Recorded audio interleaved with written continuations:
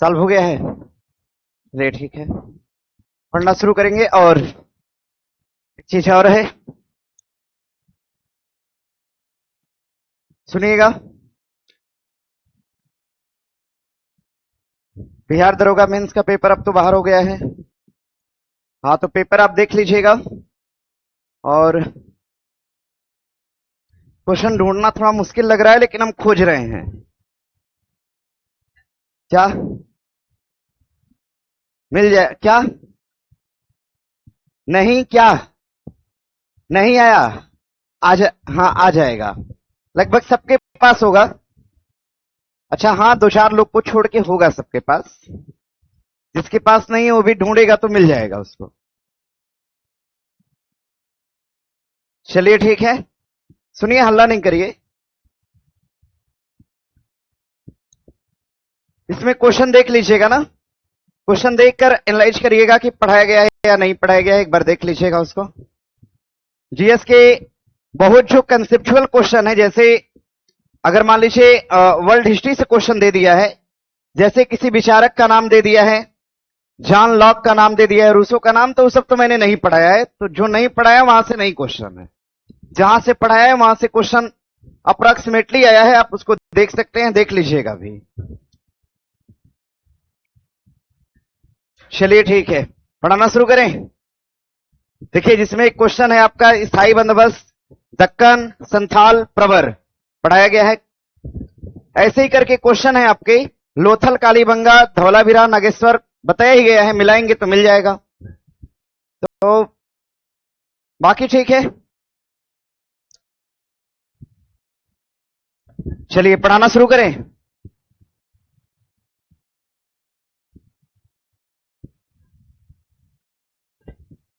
क्या चीज? क्या? मद्य निषेध। चलिए ठीक है।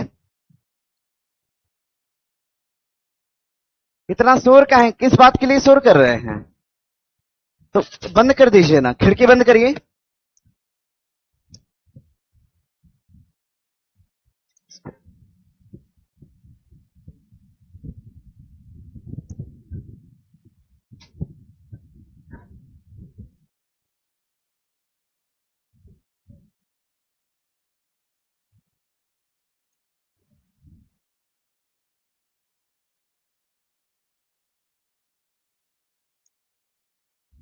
हल्ला नहीं करिए।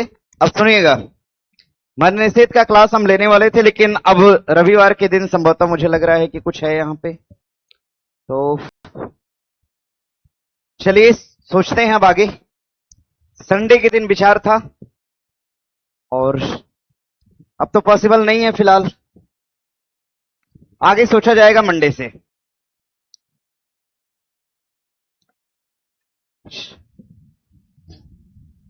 चलिए पढ़ाना शुरू करेंगे। क्लासरूम, देखिए, पढ़ाने के लिए क्लासरूम भी तो होना चाहिए ना, मतलब हम बाहर थोड़ी बुला के रास्ते में पढ़ा रहे हैं। तो संडे के दिन का प्लान था, बाकी दिन तो क्लास होती है, संडे के दिन भी क्लास होती है हालांकि बिहार पुलिस बैच में। तो पॉसिबल नहीं है थोड़ा, और नहीं पॉसिबल होने की वजह से अब जानते हैं कि क्लास के लिए स्टाफ चाहिए होता है, क्लासरूम मतलब तमाम चीजें चाहिए होती हैं। तो हर चीज अवेलेबल ना होने की वजह से हिंदी का क्लास हम लेना चाह रहे थे, उसको अभी पोस्टपोन रखते हैं। बताएंगे कभी जब लेंगे, तो एक दिन पहले सूचना दे देंगे आपको। क्या बोल रहे हैं सब? क्या? फैन बंद हो गया है? फैन देखिए कहीं बंद हो गया है उधर।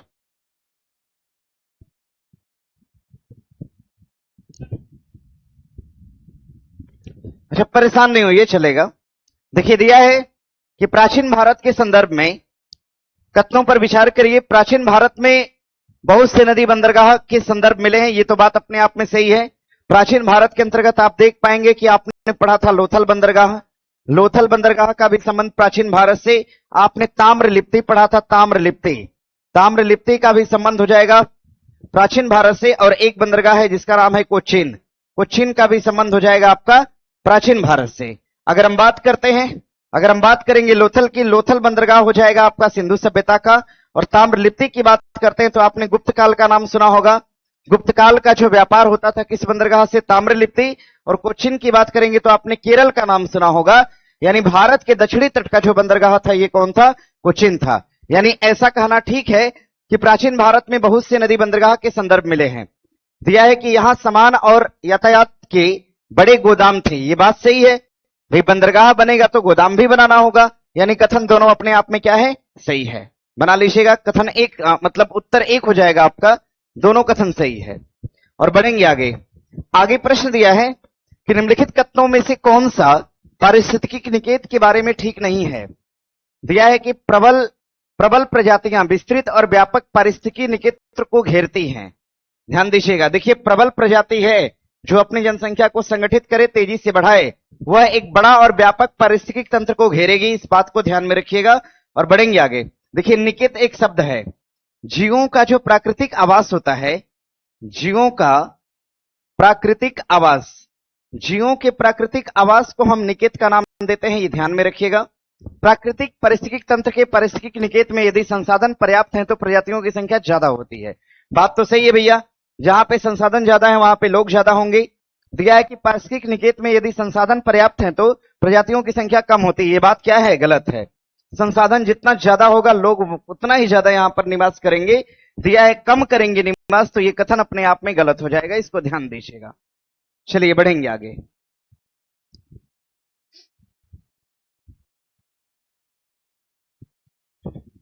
इसको देख लीजिएगा। एक छात्र बोल रहे हैं सर हम 6:30 बजे से वेट कर रहे हैं। 6:30 बजे से हमने ये कहा था कि टेस्ट शुरू होगा, ये थोड़ी हम बोल दिए थे कि हम डिस्कशन कराएंगे 6:30 बजे से। 6:30 बजे डिस्कशन कराएंगे तो टेस्ट कब लगाएगा सब। हम इसलिए बोले थे, हमने कहा था कि टेस्ट का टाइम मतलब डिस्कशन का टाइम सेम रहेगा, 8-8:05 के आसपास हम आ भी गए थे, तो ये टाइम आपका सेम रहेगा। आपके क्वेश्चन बनाने के टाइम में 30 मिनट का इंक्रीजमेंट मतलब इसको बढ़ाया गया है, इसलिए बढ़ाया गया ताकि ईमानदारी से आसानी से आप क्वेश्चन बना पाए, ताकि दिक्कत ना हो। क्योंकि हड़बड़ी में क्वेश्चन बनाते हैं, बहुत सारे छात्र तो ऐसे हैं कि वो 20 रंग पाते हैं, बहुत सारी OMR ऐसी गई है, तो ऐसा न होने पाए इसलिए 30 मिनट का टाइम बढ़ाया गया है, और कुछ नहीं है। चलिए ठीक है, आगे है। हाँ, क्वेश्चन भी है एक लेवल का। दिया है कि 2 मई 2026 को समी वंदे भारत ट्रेन किस स्थान से रवाना करी गई, तो रायबरेली। कहां से, रायबरेली। फिलहाल इसको बनाइएगा। अगर हम वंदे भारत की बात करेंगे, वंदे भारत, देखिए वंदे भारत नाम से तो ट्रेन थी नहीं, इस ट्रेन का जो पुराना नाम था, हाँ इस ट्रेन का जो पुराना नाम था यानी मूल नाम, इसका नाम T18 था। T18 नाम इसलिए पड़ा क्योंकि इस ट्रेन का जो निर्माण है ना, निर्माण, इसका निर्माण करा गया सन 2018 में। 2018 में इसका निर्माण करा गया, और इस ट्रेन का जो संचालन था, इस ट्रेन का संचालन या परिचालन शुरू करा गया सन 2019 में। सन 2019 में इसका परिचालन शुरू हुआ, 18 में ट्रेन का निर्माण हुआ, इसलिए ट्रेन का नाम T18 था। यही T18 ट्रेन आगे चल के क्या बनी, तो वंदे भारत। वंदे भारत की बात करते हैं तो वंदे भारत की जो पहली रेल है, इसकी पहली रेल चलाई गई, इसकी पहली रेल चलाई गई कहां से, वाराणसी से। वाराणसी से कहां के लिए चलाई गई थी, दिल्ली के लिए। ध्यान दीजिए, इसकी पहली रेल वाराणसी से दिल्ली, और इसकी दूसरी ट्रेन कहां से, तो ये दिल्ली से चली थी, दिल्ली से, और कहां के लिए चली थी, कटरा, मतलब कहां, जम्मू और कश्मीर के लिए चली थी। ध्यान दीजिएगा, वंदे भारत की अगर हम बात करते हैं तो 100 ट्रेन चलाई जा चुकी है। समी रेल की बात करेंगे तो इसकी शुरुआत कहां से होती है, तो रायबरेली से होती है। ध्यान दीजिएगा, रायबरेली से लेकर कहां पर, तो प्रयागराज के बीच ये ट्रेन चलाई गई, इसको ध्यान में रखिएगा। ये समय नंबर की वंदे भारत है, फिलहाल देख लीजिएगा। और बढ़ेंगे यहां से आगे। वंदे भारत का अब तो स्लीपर वर्जन भी आ गया है, कहा गया है कि वंदे भारत अब किस माध्यम में होगी, तो स्लीपर माध्यम में भी होगी। आगे बढ़िएगा। आगे प्रश्न दिया है कि निम्नलिखित कथनों पर विचार करिए, वैज्ञानिक जांच व्यवहारिक आदर्श के प्रति प्रतिबद्धता पर निर्भर करती है। बात सही है क्या? वैज्ञानिक जांच का मतलब अगर हमें कोई नया खोज करना है, किसी चीज के बारे में अगर जांच करनी है, अन्वेषण करना है, तो हमें व्यवहारिक आदर्श के प्रति प्रतिबद्ध होना पड़ेगा। जो व्यवहारिक आदर्श है उनके प्रति हमें क्या होना होगा, तो प्रतिबद्ध होना होगा। क्योंकि वैज्ञानिक जांच एकदम नियम से नहीं हो सकती, नियमता नहीं हो सकती है। ध्यान दीजिएगा, दिया है कि विज्ञान में ईमानदारी विशेष रूप से महत्वपूर्ण है। ये तो बात अपने आप में सही है। परमाणु का परीक्षण कर रहे हैं, अब ईमानदारी नहीं दिखाए, उसमें किसी प्रकार का करप्शन कर दिए, हो सकता है परमाणु ऐसा भड़क गया कि कई 2-4 शहर उसमें चले गए। तो कहा गया कि विज्ञान संबंधी खोज में या जांच में ईमानदारी बहुत ज्यादा आवश्यक होती है। इस बात को ध्यान दीजिएगा, मतलब देखने से दोनों कथन क्या है, सही है। हाँ, दोनों कथन पढ़ेंगे तो आपको पॉजिटिव लग रहा होगा।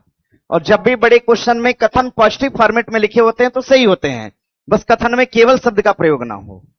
आगे है, आगे दिया है कि वर्कर्स एंड प्रेजेंट पार्टी। देखिए ये एक प्रकार की पार्टी थी, वर्करों के लिए पार्टी थी, ध्यान दीजिएगा। ये कामगारों के लिए एक पार्टी बनाई गई थी, कामगारों के लिए वर्कर्स एंड प्रेजेंट पार्टी बनाई गई और इसको स्थापित करा गया था 1928 में। वर्कर्स एंड प्रेजेंट पार्टी का गठन 1927 में हुआ। ये बात अपने आप में गलत है। बाद में अखिल भारतीय संगठन के रूप में ये विकसित हो गई। तो ध्यान दीजिएगा, 28 में तो इसका निर्माण हुआ और अखिल भारतीय संगठन के रूप में बन गई 1929 में। यानी पहला कथन अगर देखा जाए तो 27 दिया था, इसलिए गलत है। इस पार्टी का उद्देश्य कांग्रेस के अंतर्गत ही काम करना था, जिसमें अधिक से अधिक क्रांतिकारी रुझान वाली पार्टी और आम जनता का संगठन बनाया जा सके। ये कथन अपने आप में सही है। मतलब सही कथन कौन सा है? केवल 2 है। ये जो पार्टी बनी थी प्रेजेंट पार्टी, इसका जुड़ाव किससे था? कांग्रेस से था। इस बात को ध्यान में रखेंगे आप। और आगे देखिए प्रश्न दिया है, निम्नलिखित में से कौन सी मानव शरीर की सबसे छोटी मांसपेशी है?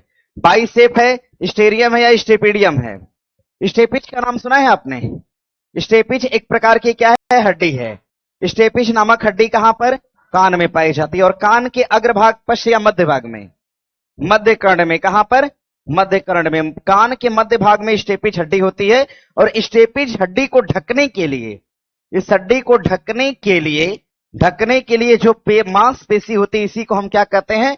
स्पेडियस कहते हैं। बनाइए, यानी मानव शरीर की सबसे छोटी मांसपेशी कौन सी है? स्पेडियस है। और सवाल बनेगा कि सबसे लंबी कौन सी है? तो सबसे लंबी सबसे लंबी हड्डी फीमर है। और फीमर को प्रोटेक्ट करने के लिए, ढकने के लिए जो मांसपेशी, इसको हम क्या बोलते हैं? सेटोरियस बोलते हैं। लिखिएगा, सबसे लंबी अगर मांसपेशी की बात करा जाएगा, मांसपेशी, तो सबसे लंबी मांसपेशी कौन सी है? तो सेटोरियस है। और सेटोरियस क्या करती है? फीमर को ढकती है। जैसे देखिए ये हड्डी है ना, हड्डी के ऊपर मांस होगा, तो कमर से लेकर घुटने तक की जो मांस है, इसको हम क्या बोलते हैं? इसको हम सेटोरियस का नाम देते हैं। ध्यान दीजिएगा, बाइसेप और ट्राइसेप नामक मांसपेशी कहां पर होती है? तो मानव के हाथ में होती है। मानव के हाथ में जो मांसपेशियां आप देख पा रहे हैं, इसको हम बाइसेप और ट्राइसेप कहते हैं। ऐसी मांसपेशी जो ऊपर की तरफ चढ़ रही है वो बाइसेप है, जो नीचे आ रही है वो क्या है? ट्राइसेप है। बस इतना ध्यान रखिएगा। इसको बनाइए। सवाल बनेगा, बाइसेप और ट्राइसेप कहां पे है? मानव के हाथ में। और सबसे लंबी पेशी की बात करेंगे, कौन सा? सेटोरियस। और सवाल बनेगा, क्वेश्चन बनेगा कि मानव शरीर की सबसे छोटी पेशी कौन सी है? स्पेडियम। मानव शरीर में मांसपेशियों की संख्या कितनी होती है? 600 कितना? 40, 39 ना? देखिए ये वाला नंबर ज्यादा बेस्ट है। 639 मांसपेशियां होती हैं मानव के शरीर में। अगर मांसपेशियों की संख्या पूछेगा तो ध्यान दीजिएगा 639। और अगर हम बात करते हैं हड्डी की संख्या, अगर हम बोन्स की बात करेंगे तो बोन्स कितने होते हैं? 206 होते हैं। बोन्स कितना है? तो 206 बोन्स होते हैं। इस बात को ध्यान में रखिएगा। चलिए बढ़िए, आगे बढ़िए। देखिए क्वेश्चन दरोगा का अगर बहुत बढ़िया से अगर करा जाए तो उतना भी लेंदी नहीं था। कि अब जानते हैं उसमें मोस्टली दिक्कत किसको हुआ? जिसकी प्रैक्टिस मैथ पे नहीं थी। समझ रहे हैं ना? क्योंकि मैथ का क्वेश्चन जिसको नहीं आ रहा है वो टाइम लगा देगा उसमें। तो जहां पर भी मैथ का सवाल आए, आप लोग से हम अभी बता दे रहे हैं, सबक लीजिए इस बात को। जहां पर रीजनिंग का क्वेश्चन हो, जहां पर मैथ का क्वेश्चन हो, आपके पास कितना हो? एनफ टाइम हो। आप मान के चलिए कि मेरे पास कोई टाइम नहीं है, ठीक है? तो उस कंडीशन में आपको एक काम करना है। अगर कुछ इस तरह की सिचुएशन हो मैथ और रीजनिंग वाली, तो सबसे पहले आपको उसमें जीएस करना होता है। समझ रहे हैं ना? इतना ज्यादा नुकसान छात्रों ने उठाया कि मैथ और रीजनिंग किया, मतलब पूरा समय झोंक दिया यहां पर। जब जीएस करने का टाइम आया तो सब बोले कि स्टेटमेंट हम पढ़ ही नहीं पाए। पहले इसी को करना चाहिए था, क्योंकि बिहार में आप हैं तो मोस्टली कमांड आपका यहां है, न कि यहां है। तो जहां कमांड है उसको सबसे पहले टेकल करना चाहिए था। पेपर ठीक था, मतलब ठीक था, बहुत टफ नहीं कर सकते। एलिमिनेट करके करते तो आराम से हो जाता। फिलहाल इसको देख लीजिएगा। आगे देखिए प्रश्न है, सहमति की आयु अधिनियम 1891 के संदर्भ में कथनों पर विचार करिए। यह बंबई के एक पारसी सुधारक जिनका नाम बहरामजी मलाबारी था, इन्होंने इस कानून की वकालत करा था। यह बात अपने आप में सही है। जो सहमति की आयु 1891 नामक कानून है, इसको लाने वाले बहरामजी मलाबारी थे। और इस अधिनियम को बाल गंगाधर तिलक के नेतृत्व वाली चरमपंथी शाखा ने समर्थन नहीं दिया था। बाल गंगाधर तिलक ने इस सहमति आयु के अधिनियम का क्या करा था? विरोध करा था। कहा कि भाई आयु निर्धारण का काम एक एक्ट बनाकर किया जाए। तो अब इन्हीं के कहने पर एक एक्ट बनाया गया था। एक्ट का नाम क्या था? शारदा एक्ट। कहा कि अपने से सहमति की आयु डिसाइड नहीं होगी। एक एक्ट बनाया गया जिसका नाम था शारदा एक्ट। शारदा एक्ट 1928 और 1929 का एक्ट था, जिसके तहत आयु सीमा बताई गई कि लड़कों के लिए विवाह की आयु सीमा कितनी होगी? तो 18, और लड़कियों के लिए कितना होगी? तो ध्यान दीजिएगा 14 साल विवाह की उम्र सीमा बताई गई थी शारदा एक्ट के तहत। तो कहा गया कि सहमति की जो आयु सीमा है, इसका विरोध करने वाले कौन थे? बाल गंगाधर तिलक। इसको लाने वाले कौन थे? बहराम जी मलाबरी थे। तो देखा जाए तो पहला कथन अपने आप में सही है, दूसरा गलत हो जाएगा। उत्तर बना लीजिए केवल सी। आगे प्रश्न है, इंटरनेशनल बुकर प्राइज 2026 के संदर्भ में कथनों पर विचार करिए। यह पुरस्कार ताइवानी लेखक जिसका नाम क्या हो जाएगा? चुआंग जी। क्या नाम होगा? सुआंग जी। क्या नाम है? सुआंग जी। यह अवार्ड सुआंग जी को दिया गया और किसको दिया गया? लिन किंग। किसको दिया गया? लिन किंग। सवाल बनेगा, देखिए यहां से क्वेश्चन बनेगा, इंटरनेशनल बुकर प्राइज 2026 किसको दिया गया? तो सुआंग जी और किसको दिया गया? लिन किंग को दिया गया। सुआंग जी और किसको दिया गया? लिन किंग। और रचना का नाम क्या है? रचना का नाम क्या है? ताइवान यात्रा। क्या नाम है? हाँ, ताइवान यात्रा नामक रचना है। ताइवान यात्रा नामक रचना पर यह अवार्ड दिया गया। इस पुरस्कार की शुरुआत सन 2003 में होती है। बात सही है क्या? क्या 5 में ना? ध्यान दीजिएगा, सन 2005 मतलब आप कह सकते हैं ये कथन अपने आप में गलत है, केवल एक सही है। लिखिए तो हम कुछ बताएं। हो गया, बना लिए? अब जरा ध्यान दीजिएगा, इसको एक बार देख लीजिएगा। एक छात्र बोल रहे हैं सर बोर्ड पीडीएफ मिल जाता। लिखना पड़ेगा, मेहनत देखो करना पड़ेगा। हम यहां से आके लिखे कहां है? भाषण नहीं देते खड़े होके, खड़ा होकर भाषण दे देते और लगा देते लो ए हो गया। लिखिए ना। लिखने से क्या होता है ना कि हमारी जो देखिए जो हमारी सेंस करने वाली आर्गन है, हमारी आंख है, हमारा दिमाग है और हमारा हाथ है। आपको पता है पढ़ाई के समय हाथ भी एक महत्वपूर्ण भूमिका निभाता है। क्योंकि होता क्या है, कभी कभी आपने मुझे देखा होगा कि हम बोलते कुछ और है और लिखा कुछ और जाता है। कभी मुंह से गलत निकलेगा लेकिन हाथ सही लिख देता है। तो पढ़ाई के दौरान ये तीनों आर्गन आपके काम करते हैं। मुंह भी काम करेगी, आंख भी काम करेगी और हाथ भी काम करता है। तो जब आप बोर्ड पर लिखा हुआ देख रहे हैं तो इसमें आप एक थेरेपी यूज करते हैं जिसको आप स्कैन थेरेपी कहते हैं। समझ रहे हैं ना? स्कैन थेरेपी आप इसको कहते हैं। स्कैन थेरेपी सुनने से लगभग एक तरह से देखा जाए तो 10 गुना ज्यादा असरकार होती है पढ़ाई में। समझ रहे हैं? सुनी सुनाई बात को हम भूल सकते हैं लेकिन देखी गई घटना को कभी हम नहीं भूल पाएंगे। तो पढ़िए, मेहनत करिए, नोट बनाना होगा, अपने से लिखना होगा। कोई बोर्ड पीडीएफ नहीं होता है यार, एकदम डिपेंडेंसी है। इसको देख लीजिएगा और नोट करिए इसमें। अगर हम बुकर प्राइज की बात करते हैं, अंतरराष्ट्रीय बुकर प्राइज, अंतरराष्ट्रीय बुकर अवार्ड, अगर हम अंतरराष्ट्रीय बुकर अवार्ड की बात करेंगे, अंतरराष्ट्रीय बुकर अवार्ड, और ये अवार्ड कब का? एक सेकंड, ऐसे नहीं। अवार्ड की अगर हम बात करेंगे, अवार्ड सन 2026 का, पिछला अवार्ड सन 2025 का, इससे पीछे जाएंगे तो सन 2022 और 23 का अवार्ड। ये 3 अवार्ड आपके लिए जरूरी हो जाते हैं, ठीक है। अगर हम 26 के अवार्ड की बात करेंगे तो ये अवार्ड दिया गया किसको? तो ये अवार्ड दिया गया सुआंग जी। सुआंग जी को दिया गया, सुआंग जी, सुआंग जी को दिया गया, सुआंग जी। सुआंग जी की एक किताब है, एक पुस्तक है। पुस्तक का नाम क्या हो जाएगा?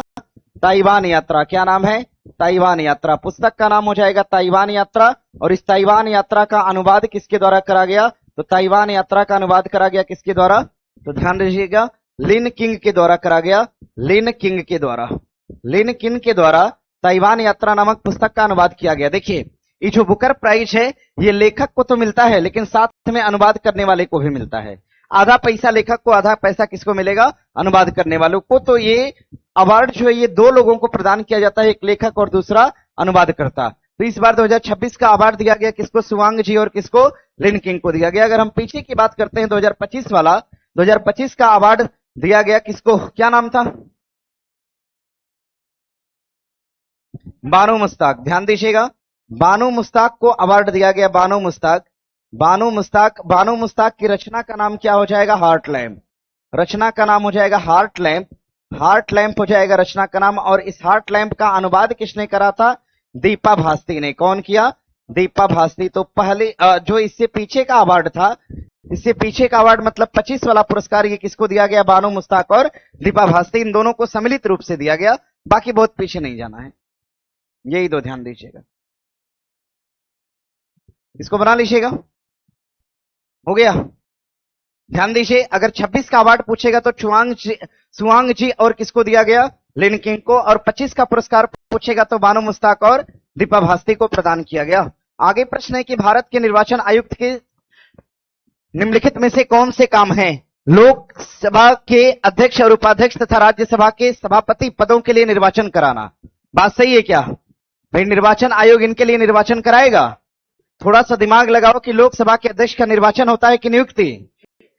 तो निर्वाचन शब्द अपने आप में क्या है? गलत है भाई। जहां वोट मारने की बात आए तभी चुनाव आयोग आएगा, अन्यथा नहीं आएगा। नगर पालिका और नगर निगम के लिए निर्वाचन कराने की जिम्मेदारी क्या भारत का निर्वाचन आयोग की है? नहीं। ये कौन जिम्मेदारी लेगा? तो राज्य का निर्वाचन आयोग इसकी जिम्मेदारी लेगा। मतलब पहला और दूसरा दोनों क्या है? गलत है। उपर्युक्त निर्वाचन से उत्पन्न सभी संदेह और विवादों का निर्णय कौन लेगा?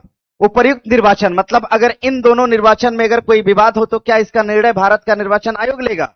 यानी तीनों कथन क्या है? गलत है। सही कथन कौन सा है? उपरोक्त में से कोई नहीं।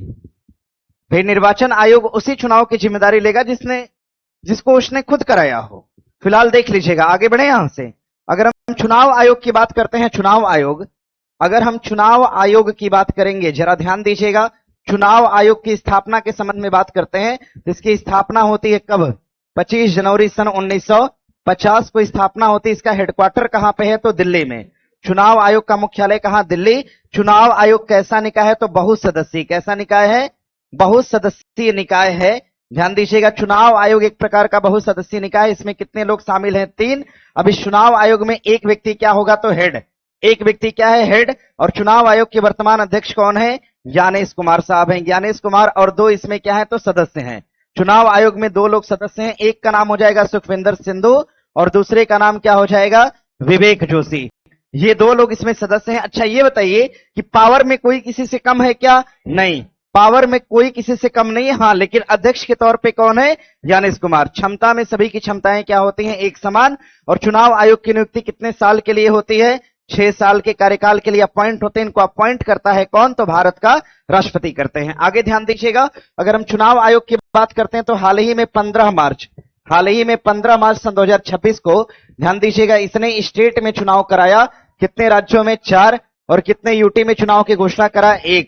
अगर हम 4 स्टेट की बात करेंगे तो केरल है, तमिलनाडु है, असम है, वेस्ट बंगाल है, और यूटी कौन सी? पांडिचेरी है। कौन है? पांडिचेरी। तो इतने राज्य और यूटी में चुनाव कराए गए हाल ही में, इस बात को ध्यान दीजिएगा और बढ़ेंगे आगे। अच्छा, यूटी में चुनाव कराए गए और विधानसभा में अब तक का सर्वाधिक वोट कहां पड़ा था? पश्चिम बंगाल। कहां पर? पश्चिम बंगाल के अंदर। आगे प्रश्न है, निम्नलिखित में से कौन सा जैविक अनुक्रम प्रावस्था का सही क्रम है? अच्छा सोचिए कि जैविक अनुक्रम बिठाना है तो दिया है अस्थानापन, प्रवास, प्रतिक्रिया और स्थिरीकरण। बताइए जरा। अच्छा देखिए, स्थानापन्न, पहले हम स्थान बदल देंगे, पहले कहीं ना कहीं प्रवास करेंगे भाई, पहले कहीं ना कहीं तो हमें आना होगा। तो सबसे पहले क्या होता है आपका? प्रवास। क्या होता है? प्रवास होता है। सबसे पहले होता है प्रवास। आप कहीं पे आके बसते हैं, बसने के बाद आप वहां से धीरे धीरे अपने आप को डिस्प्लेसमेंट करते हैं, मतलब इधर उधर अपने आप को परिवर्तित करते हैं। उसके बाद आप प्रतिक्रिया करते हैं। उसके बाद क्या होता है? तो स्थिरीकरण होता है। फिलहाल बना लीजिएगा, कोई भी जीव पहले किसी एक पार्टिकुलर स्थान को पकड़ता है, उसके बाद देखता है कि यहां पर हमारे लिए सुगम जलवायु क्या है, तो उस जलवायु के अनुसार स्थापन करता है। स्थापन के बाद फिर जलवायु से जाके इंटरेक्ट करेगा, प्रतिक्रिया करेगा, और प्रतिक्रिया करने के बाद फिर वो एक जगह पे स्थिर होता है, जिसे हम क्या कहते हैं? स्थिरीकरण कहते हैं। तो आपका सही उत्तर क्या हो जाएगा? डी हो जाएगा। बना लेंगे ना? अच्छा, पोषी स्तर कितना होता है? पोषी स्तर कितने होते हैं? पारिस्थितिक अनुक्रम में पोषी स्तर कितने होते हैं? 5। कितना होता है? 5। पोषी स्तर कितना होता है? 5 होता है। इस बात को ध्यान दीजिएगा। अगर हम पिरामिड के अनुसार देख पाए तो स्तर कितने होते हैं? 3। कितना होता है? 3, जिसमें उत्पादक, उपभोक्ता और क्या होता है? अपघटक होता है। ये सब बना लेंगे ना? चलिए आगे है कि निम्नलिखित में से कौन एकीकृत मार्गदर्शित मिसाइल विकास कार्यक्रम, नाम सुना होगा आपने, आईजीएमडीपी सुना है ना? हमने कई बार पढ़ाया कि आईजीएमडीपी 1983 का कार्यक्रम है और इस कार्यक्रम को लाने वाले कौन थे? एपीजे अब्दुल कलाम के सहयोग से इस कार्यक्रम को शुरू करा गया था। और अगर बात करते हैं इस कार्यक्रम के तहत भारत में 5 मिसाइलें बनाई गई और ये 5 मिसाइलें कौन सी हैं? पटना। ध्यान दीजिएगा, 5 मिसाइल बनाई गई पटना। पी से हो जाएगा आपका पृथ्वी, पी से पृथ्वी, ए से क्या हो जाएगा आकाश। आकाश या अग्नि, अग्नि लिखिए ज्यादा बेस्ट होगा। अग्नि, अग्नि के बाद टी फॉर क्या है, टी से हो जाएगा त्रिशूल, एन से क्या होगा नाग, फिर ए फॉर आकाश। ये 5 मिसाइल बनाई गई। देखिए कौन सी नहीं है इसमें, कौन सी, ब्रह्मोस नहीं है, बना लीजिएगा। दिया है कौन सा इस प्रोग्राम का हिस्सा नहीं है, तो पटना, पटना मतलब जो यहां से बाहर है वही इस प्रोग्राम का हिस्सा नहीं होगा। फिलहाल बना लीजिएगा। अब सुनिएगा, देखिए अगर हम ब्रह्मोस की बात करते हैं, ब्रह्मोस का भैया निर्माण, ब्रह्मोस का निर्माण, देखिए ये तो पहले चरण में रूस के द्वारा करा गया, ठीक है, लेकिन अब इसमें भारत भी शामिल है। तो ब्रह्मोस का जो स्वदेशी निर्माण है ये कौन कर रहा है, अब भारत कर रहा है। और इसकी स्वदेशी यूनिट कहां पर लगाई गई, ब्रह्मोस की स्वदेशी यूनिट कहां पर है, लखनऊ के अंदर इसकी एक यूनिट यानी इकाई बनाई गई जहां पर ब्रह्मोस का निर्माण होगा। ब्रह्मोस कैसी मिसाइल है, सुपरसोनिक, कैसी है, सुपरसोनिक क्रूज मिसाइल है ब्रह्मोस, जिसकी मारक क्षमता 350 से कितना 450 तक है। आगे बढ़ेंगे, चलिए आगे प्रश्न है, दिया है सापेक्षिक आर्द्रता वायु के तापमान में वृद्धि के साथ कम होती है। ऐसी बात है क्या, नहीं, सुनिए, देखिए टेम्परेचर क्या हो रहा है ज्यादा, हवा का टेम्परेचर क्या हो रहा है ज्यादा। जब टेम्परेचर ज्यादा होगा तो आपको पता है आर्द्रता भी क्या होगी, भाई टेम्परेचर बढ़ेगा तो हवा में नमी सोखने की क्षमता क्या होगी, तो नमी सोखने की क्षमता जब ज्यादा होती है तो सापेक्षिक आर्द्रता का मान क्या होता है, वाष्पीकरण में वृद्धि के कारण, वाष्पीकरण में जब वृद्धि होती है तो निरपेक्ष आर्द्रता में भी क्या होती है, वृद्धि। निरपेक्ष आर्द्रता का मतलब है हवा में नमी की कुल मात्रा, हवा में नमी की कुल मात्रा को हम निरपेक्ष आर्द्रता कहते हैं। तो वाष्पीकरण में वृद्धि होगी, तो जब वाष्पीकरण में तेजी से वृद्धि होगी तो हवा में नमी की मात्रा बढ़ेगी, और जब नमी की मात्रा बढ़ेगी तो निरपेक्ष आर्द्रता में भी क्या होगी, वृद्धि होगी। मतलब कथन दोनों अपने आप में क्या है, सही है, सही है। और कथन नहीं तो नहीं बोल सकते क्योंकि दोनों कोरिलेट कर रहा है, क्या है, व्याख्यायित है।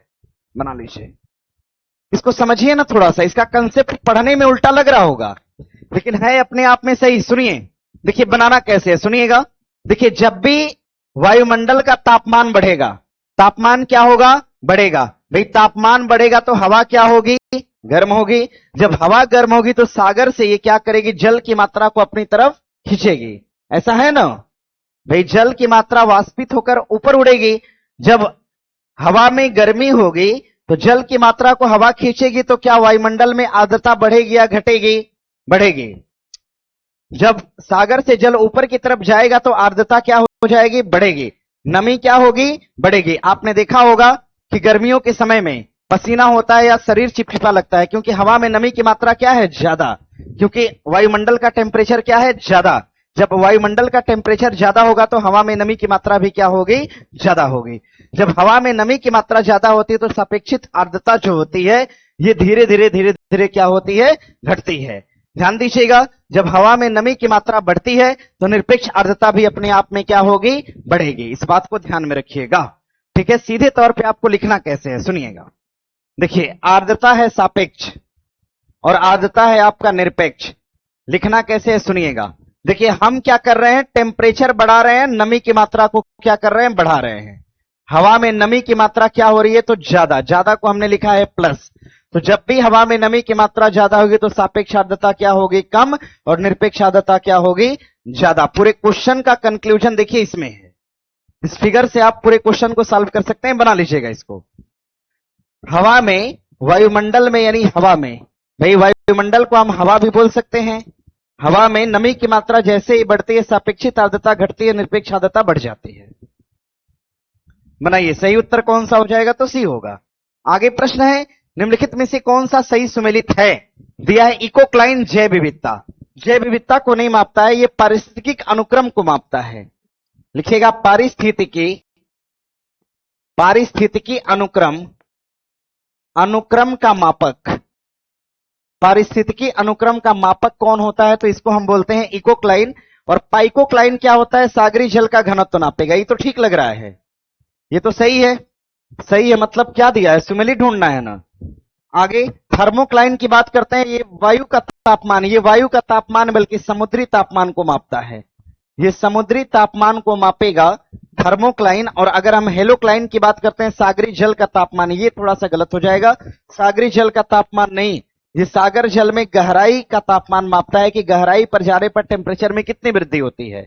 गहराई का तापमान मापेगा कौन? तो हेलोक्लाइन मापता है। फिलहाल बना लीजिएगा, आपसे सही पूछा था, सही हो जाएगा बी, बाकी सबको सुधार कर लीजिएगा और बढ़ेंगे आगे। आगे प्रश्न दिया है कि सूची 1 को 2 से मिलान करिएगा। पौधारोपण शाला, क्रायोफाइटी, स्टेपी, विश्व के पुष्पीय क्षेत्र और पुष्टाज। पुष्टाज तो पता होगा आपको, भले कुछ नहीं पता है लेकिन पुष्टाज पता है कि इसका संबंध कहां से है? हंगरी से है। तो पुष्टाज का संबंध हंगरी, मतलब डी का क्या होगा? डी का हो जाएगा 1, यानी उत्तर या तो ए हो सकता है या फिर उत्तर क्या हो सकता है? बी हो सकता है। या तो उत्तर 1 होगा या फिर उत्तर क्या होगा? बी होगा। ध्यान दीजिएगा, अगर आप देख पाएंगे तो पौधारोपण शाला को देने वाले कौन थे? तो सीओ सावर के द्वारा दिया गया था। इस बात को ध्यान दीजिए, यानी ए का क्या होगा? 3 होगा। इस संबंध में आप उत्तर लगा सकते हैं बी। बनाइए, हो गया। चलिए आगे बढ़ेंगे। आगे बढ़िएगा, दिया है सूची 1 को 2 से मिलान करिएगा। इसमें होटर का नाम दिया है, ईब नदी का नाम दिया है, ताता पानी दिया है, उमरिया दिया है और कोयला भंडार है एक प्रकार का, कोयला भंडारण का क्षेत्र है। अगर आप देख पाएंगे तो इसमें ताता पानी कहां पे है? छत्तीसगढ़ में है। कहां पर? छत्तीसगढ़ में है। ताता पानी कहां पर? उमरिया कहां पर है? मध्य प्रदेश के अंदर, एमपी में है। अगर आप देख पाएंगे तो उत्तर क्या होना चाहिए? सी का हो जाएगा 2, सी का होगा। अच्छा, एक ही जगह पे है तो उत्तर बना लीजिएगा सी, जिसमें हो जाएगा 1 का 4, यानी होटर कहां पे है? झारखंड के अंदर है। ईब कहां पे है? उड़ीसा के अंदर है। ताता पानी कहां पर? छत्तीसगढ़। उमरिया कहां पे है? मध्य प्रदेश। ये सभी कोयला भंडार के क्षेत्र हैं। अब सुनिएगा, अपना सीखा हुआ, अपना पढ़ा हुआ जानिए। झरिया और धनबाद कहां पे है? कहां पर? झारखंड के अंदर। झरिया और धनबाद कहां? तलचर कहां है? तलचर, तलचर कहां पर? उड़ीसा के अंदर। तलचर कहां है? उड़ीसा। और सवाल बनेगा आगे, तिनसुकिया कहां पर है? तिनसुकिया, तिनसुकिया एक क्षेत्र है कोयला और गैस के लिए। कहां पर है? आसाम के अंदर। तिनसुकिया कहां पर है? आसाम के अंदर। रानीगंज कहां है? रानीगंज, रानीगंज कहां पर? पश्चिम बंगाल के अंदर। इस बात को ध्यान में रखिएगा, क्वेश्चन देखिए यहां से भी बना है। हाँ, ये सारा डेटा एकदम नया था और बाकी तो आपने इनको पढ़ा होगा। हो गया, आगे बढ़िएगा। आगे प्रश्न है कि निम्नलिखित कथनों पर विचार करिए। भारत विश्व में यूरेनियम के 5 श्रेष्ठ उत्पादकों में से एक है। तो ऐसा नहीं, ऐसा कहना ठीक तो नहीं है भाई। यूरेनियम टॉप 5 में भारत आता ही नहीं है। अगर हम यूरेनियम की बात करते हैं, सर्वाधिक यूरेनियम कहां पर? कजाकिस्तान में। कहां पर? कजाकिस्तान। सर्वाधिक यूरेनियम कहां पर होता है? कजाकिस्तान के बाद सर्वाधिक यूरेनियम कहां पर? कनाडा में। कहां पर? कनाडा। कजाकिस्तान के बाद दूसरा देश हो जाएगा कनाडा। कजाकिस्तान के बाद दूसरा हो जाएगा कनाडा। और अगर हम बात करते हैं यूरेनियम के, अगर भंडारण की बात करेंगे, देखिए अगर ये तो उत्पादक हैं, अगर हम भंडारण की बात करेंगे, भंडारण, अगर हम यूरेनियम के भंडारण की बात करते हैं तो सबसे शीर्ष पे कौन है? तो ऑस्ट्रेलिया है। सबसे शीर्ष पे ऑस्ट्रेलिया। भारत का देखिए टॉप 5, टॉप 10 में कोई स्थान नहीं है। भारत में यूरेनियम का उत्पादन पिछले 5 वर्षों में लगातार बढ़ा है। बढ़ा होता तो कहीं ना कहीं स्थान मिलता है, इसको बढ़ा नहीं बल्कि क्या है? तो सीमित हुआ है या घटा है। तो देख पाएंगे दोनों कथन अपने आप में क्या है? गलत है। सही पूछा है तो ना तो एक सही नहीं 2 सही है। आइए जरा पढ़ते हैं, यूरेनियम की बात करते हैं। यूरेनियम, अगर हम यूरेनियम की बात करेंगे तो भारत में सर्वाधिक यूरेनियम किस राज्य में है? कहां पर? उड़ीसा या आंध्र प्रदेश? ना ना, पहले आप उत्तर क्या लगाएंगे? आंध्र प्रदेश। सेकंड क्या है? उड़ीसा। पहला आंध्र प्रदेश, सेकंड उड़ीसा, उसके बाद झारखंड। तो सबसे पहला यूरेनियम में जो टॉप स्टेट है भारत का, यूरेनियम में भारत का टॉप स्टेट कौन सा? आंध्र प्रदेश। और ध्यान दीजिए सेकंड टॉप कौन सा है? उड़ीसा। ये दोनों आपस में आगे पीछे होते हैं, इनको ध्यान दीजिएगा। अगर हम देखिए बात करते हैं जादूगुड़ा के, जादूगुड़ा सुने हैं आप लोग? जादूगुड़ा किसकी खान है? यूरेनियम। और है कहां पर? झारखंड के अंदर है। बनाइए इसको।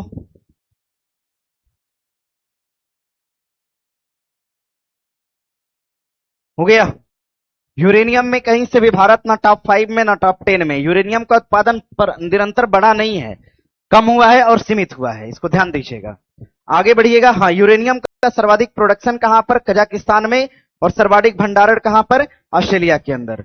आगे प्रश्न है, voice of global south summit के संदर्भ में कथनों पर विचार करिए। भारत ने हाल ही में अपना दूसरा voice of global south summit संपन्न किया है। जरा ध्यान दीजिए, सुनिए। देखिए, voice of global south summit जो था, ये सन 2023 के अंदर, सन 2023 के अंदर दूसरा हुआ था। इसके बाद ये हुआ सन 2024 में। 24 में कौन सा हुआ? तीसरा हुआ। अभी ये आगे होने वाला है, मतलब होने वाला है, और ये एक तरह से फॉर्मेट है, प्रस्तावित है, लेकिन ये क्वेश्चन पुराना है, पुराना क्वेश्चन है, या तो 23 का क्वेश्चन होगा या 24 का होगा। उस हिसाब से अगर देख पाएंगे तो हाल ही में अपना दूसरा दिया है, मतलब ये कब का पूछ रहा है, तो ये सन 2023 वाला दिया है। ध्यान दीजिएगा, भारत ने हाल ही में अपना दूसरा voice of global south summit को संपन्न किया। ग्लोबल साउथ समिट मुख्य रूप से विकसित देश नहीं, ये जो समिट होती है ये किस देशों के लिए होती है, विकासशील देशों के लिए होती है। विकासशील देश इसमें भाग लेते हैं, न कि विकसित देश। या तो विकासशील भाग लेगा या फिर अविकसित भाग लेगा। ऐसा देश जो अविकसित हो, ऐसा देश जो विकासशील हो, वही देश इस ग्लोबल समिट में भाग लेते हैं। विकसित देश इसमें भाग नहीं लेते। पहला गलत हो जाए, एक सेकेंड, गलत क्यों करें हम लोग इसको? अगर 23 के आधार पर दिया होगा तो सही होगा। 23 के आधार पर दूसरी समिट है और 24 के आधार पर तीसरी समिट है, यानी कथन दोनों अपने आप में क्या है, सही है। गलत नहीं करिएगा, बस बना लीजिएगा कि 2023 में क्या, अच्छा हाँ एक सेकेंड, दूसरा वाला विकसित दिया है ना, केवल एक सही है, इसको बना लीजिएगा। अगर 23 की बात करेगा तो इसको दूसरे नंबर पे रखिएगा, 24 की बात करेगा तो तीसरे नंबर पे, 26 में प्रस्तावित है लेकिन अभी कोई इसका डाटा उपलब्ध नहीं है। आगे प्रश्न है, ग्रीन हाउस गैस के उत्सर्जन में कटौती के संबंध में जलवायु परिवर्तन पर अंतर सरकारी पैनल। ग्रीन हाउस का नाम आप लोग सुने हैं? ध्यान दीजिएगा, ग्रीन हाउस, ग्रीन हाउस में सबसे उत्तरदायी गैस कौन सी है, कार्बन डाइऑक्साइड। सबसे अधिक प्रभावशाली गैस कौन सी, carbon dioxide. Greenhouse effect में सबसे प्रभावशाली कौन, कार्बन डाइऑक्साइड गैस है। ध्यान दीजिएगा, ग्रीन हाउस इफेक्ट का प्रयोग हम इसलिए करते हैं, ऐसा प्लांट जो सूर्य की रोशनी में बढ़ ना पाए, उसको 24 घंटे अगर सूर्य की रोशनी की आवश्यकता हो तो उसके लिए ग्रीन हाउस बनाए जाते हैं। और ध्यान दीजिएगा, ग्रीन हाउस में जो मुख्य उत्तरदायी गैस होती है इसका नाम है कार्बन डाइऑक्साइड। और ध्यान दीजिएगा, देखिए green house effect, green house बनाए तो जाते हैं। ग्रीन हाउस आपने देखा होगा, शीशे का घर होता है, पर्दे से ढका होता है, उसमें ऐसे ऐसे प्लांट को लगाया जाता है जिनको 24 घंटा सूर्य की रोशनी चाहिए। तो सूर्य की रोशनी जब शीशे के अंदर पड़ती है तो कार्बन डाइऑक्साइड गैस इसमें छोड़ी गई होती है, और ये गैस क्या करती है, सूर्य की रोशनी को इसमें लॉक कर देगी। अब पौधा 24 घंटा रोशनी लेगा, लेकिन इसका एक नुकसान भी है। कहा गया कि ग्रीन हाउस इफेक्ट बहुत ज्यादा अगर बढ़ाया जाएगा तो इससे ग्लोबल वार्मिंग का खतरा होगा, वैश्विक तापमान बढ़ेगा। तो ध्यान दीजिए, देखा गया अगर कि ग्रीन हाउस गैस में जलवायु परिवर्तन पर अंतर सरकारी पैनल किस बात पर जोर देता है, क्रमिक और सीमित कटौती। कहा गया कि ग्रीन हाउस गैसों में थोड़ी थोड़ी कटौती की जाए। भैया थोड़ी थोड़ी कटौती करेंगे तो बढ़ोतरी तो ज्यादा होगी, लेकिन आप कटौती कम करेंगे तो कमी तो इसमें आएगी नहीं। गहरी और तीव्र कटौती की आवश्यकता है। क्या है, गहरी और तीव्र कटौती की आवश्यकता है, न कि थोड़ी कटौती की आवश्यकता है। मतलब पहला कट जाएगा, दूसरा सही हो जाएगा। बनाइए, ग्रीन हाउस गैसों को हमें तेजी से कंट्रोल करना है, इसीलिए सतत कटौती इसमें अनिवार्य नहीं है। सतत कटौती का मतलब मान लीजिए 1 पॉइंट कम कर दिया, कभी 2 कर दिया, कभी 3 कर दिया, कभी 4 कर दिया, नहीं नहीं। कहा गया कि आप मैक्सिमम जितना कम कर पाए उतना ज्यादा बेस्ट है। आगे है, आगे है, ध्यान दीजिएगा। अच्छा देखिए, 2 नाम आते हैं, एक तो ग्रीन हाउस, दूसरा होता है वैश्विक उष्मायन। एक तो होता है आपका ग्रीन हाउस, ग्रीन हाउस, और एक होता है आपका ग्लोबल वार्मिंग। सुना है ना आपने? एक होता है ग्लोबल वार्मिंग, एक होता है ग्रीन हाउस। ग्रीन हाउस को हम हिंदी में हरित प्रभाव बोलते हैं, इसको हम बोलते हैं हरित प्रभाव। और ध्यान दीजिएगा, ग्लोबल वार्मिंग को हम बोलते हैं वैश्विक उष्मायन। क्या बोलेंगे?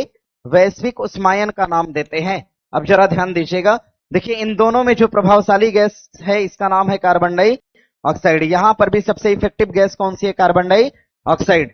ध्यान दीजिएगा, ये तो लाया गया था ऐसे प्लांट जो 24 घंटे सूर्य की रोशनी चाहते हैं उनके लिए लाया गया, लेकिन इसकी संख्या इतनी ज्यादा बढ़ गई कि इसकी वजह से कार्बन डाइऑक्साइड की मात्रा अनियंत्रित वृद्धि हुई इनमें, और अनियंत्रित वृद्धि के कारण एक नई समस्या उत्पन्न हो गई जिसको क्या कहा गया? Global warming. और ग्लोबल वार्मिंग का प्रभाव क्या है? ग्लोबल वार्मिंग का प्रभाव है, आपने ग्लेशियर का नाम सुना होगा ना, ग्लेशियर मतलब बर्फ है ना, ग्लेशियर तेजी से पिघलते हैं, ग्लेशियर तेजी से पिघलते हैं ग्लोबल वार्मिंग के द्वारा। तो जब ग्लोबल वार्मिंग बढ़ेगी तो ग्लेशियर क्या होगा? तेजी से पिघलेगा। तो जो महाद्वीप आपको ऊंचाई वाले स्थान पर दिख रहे हैं धीरे धीरे डूबना शुरू हो जाएंगे।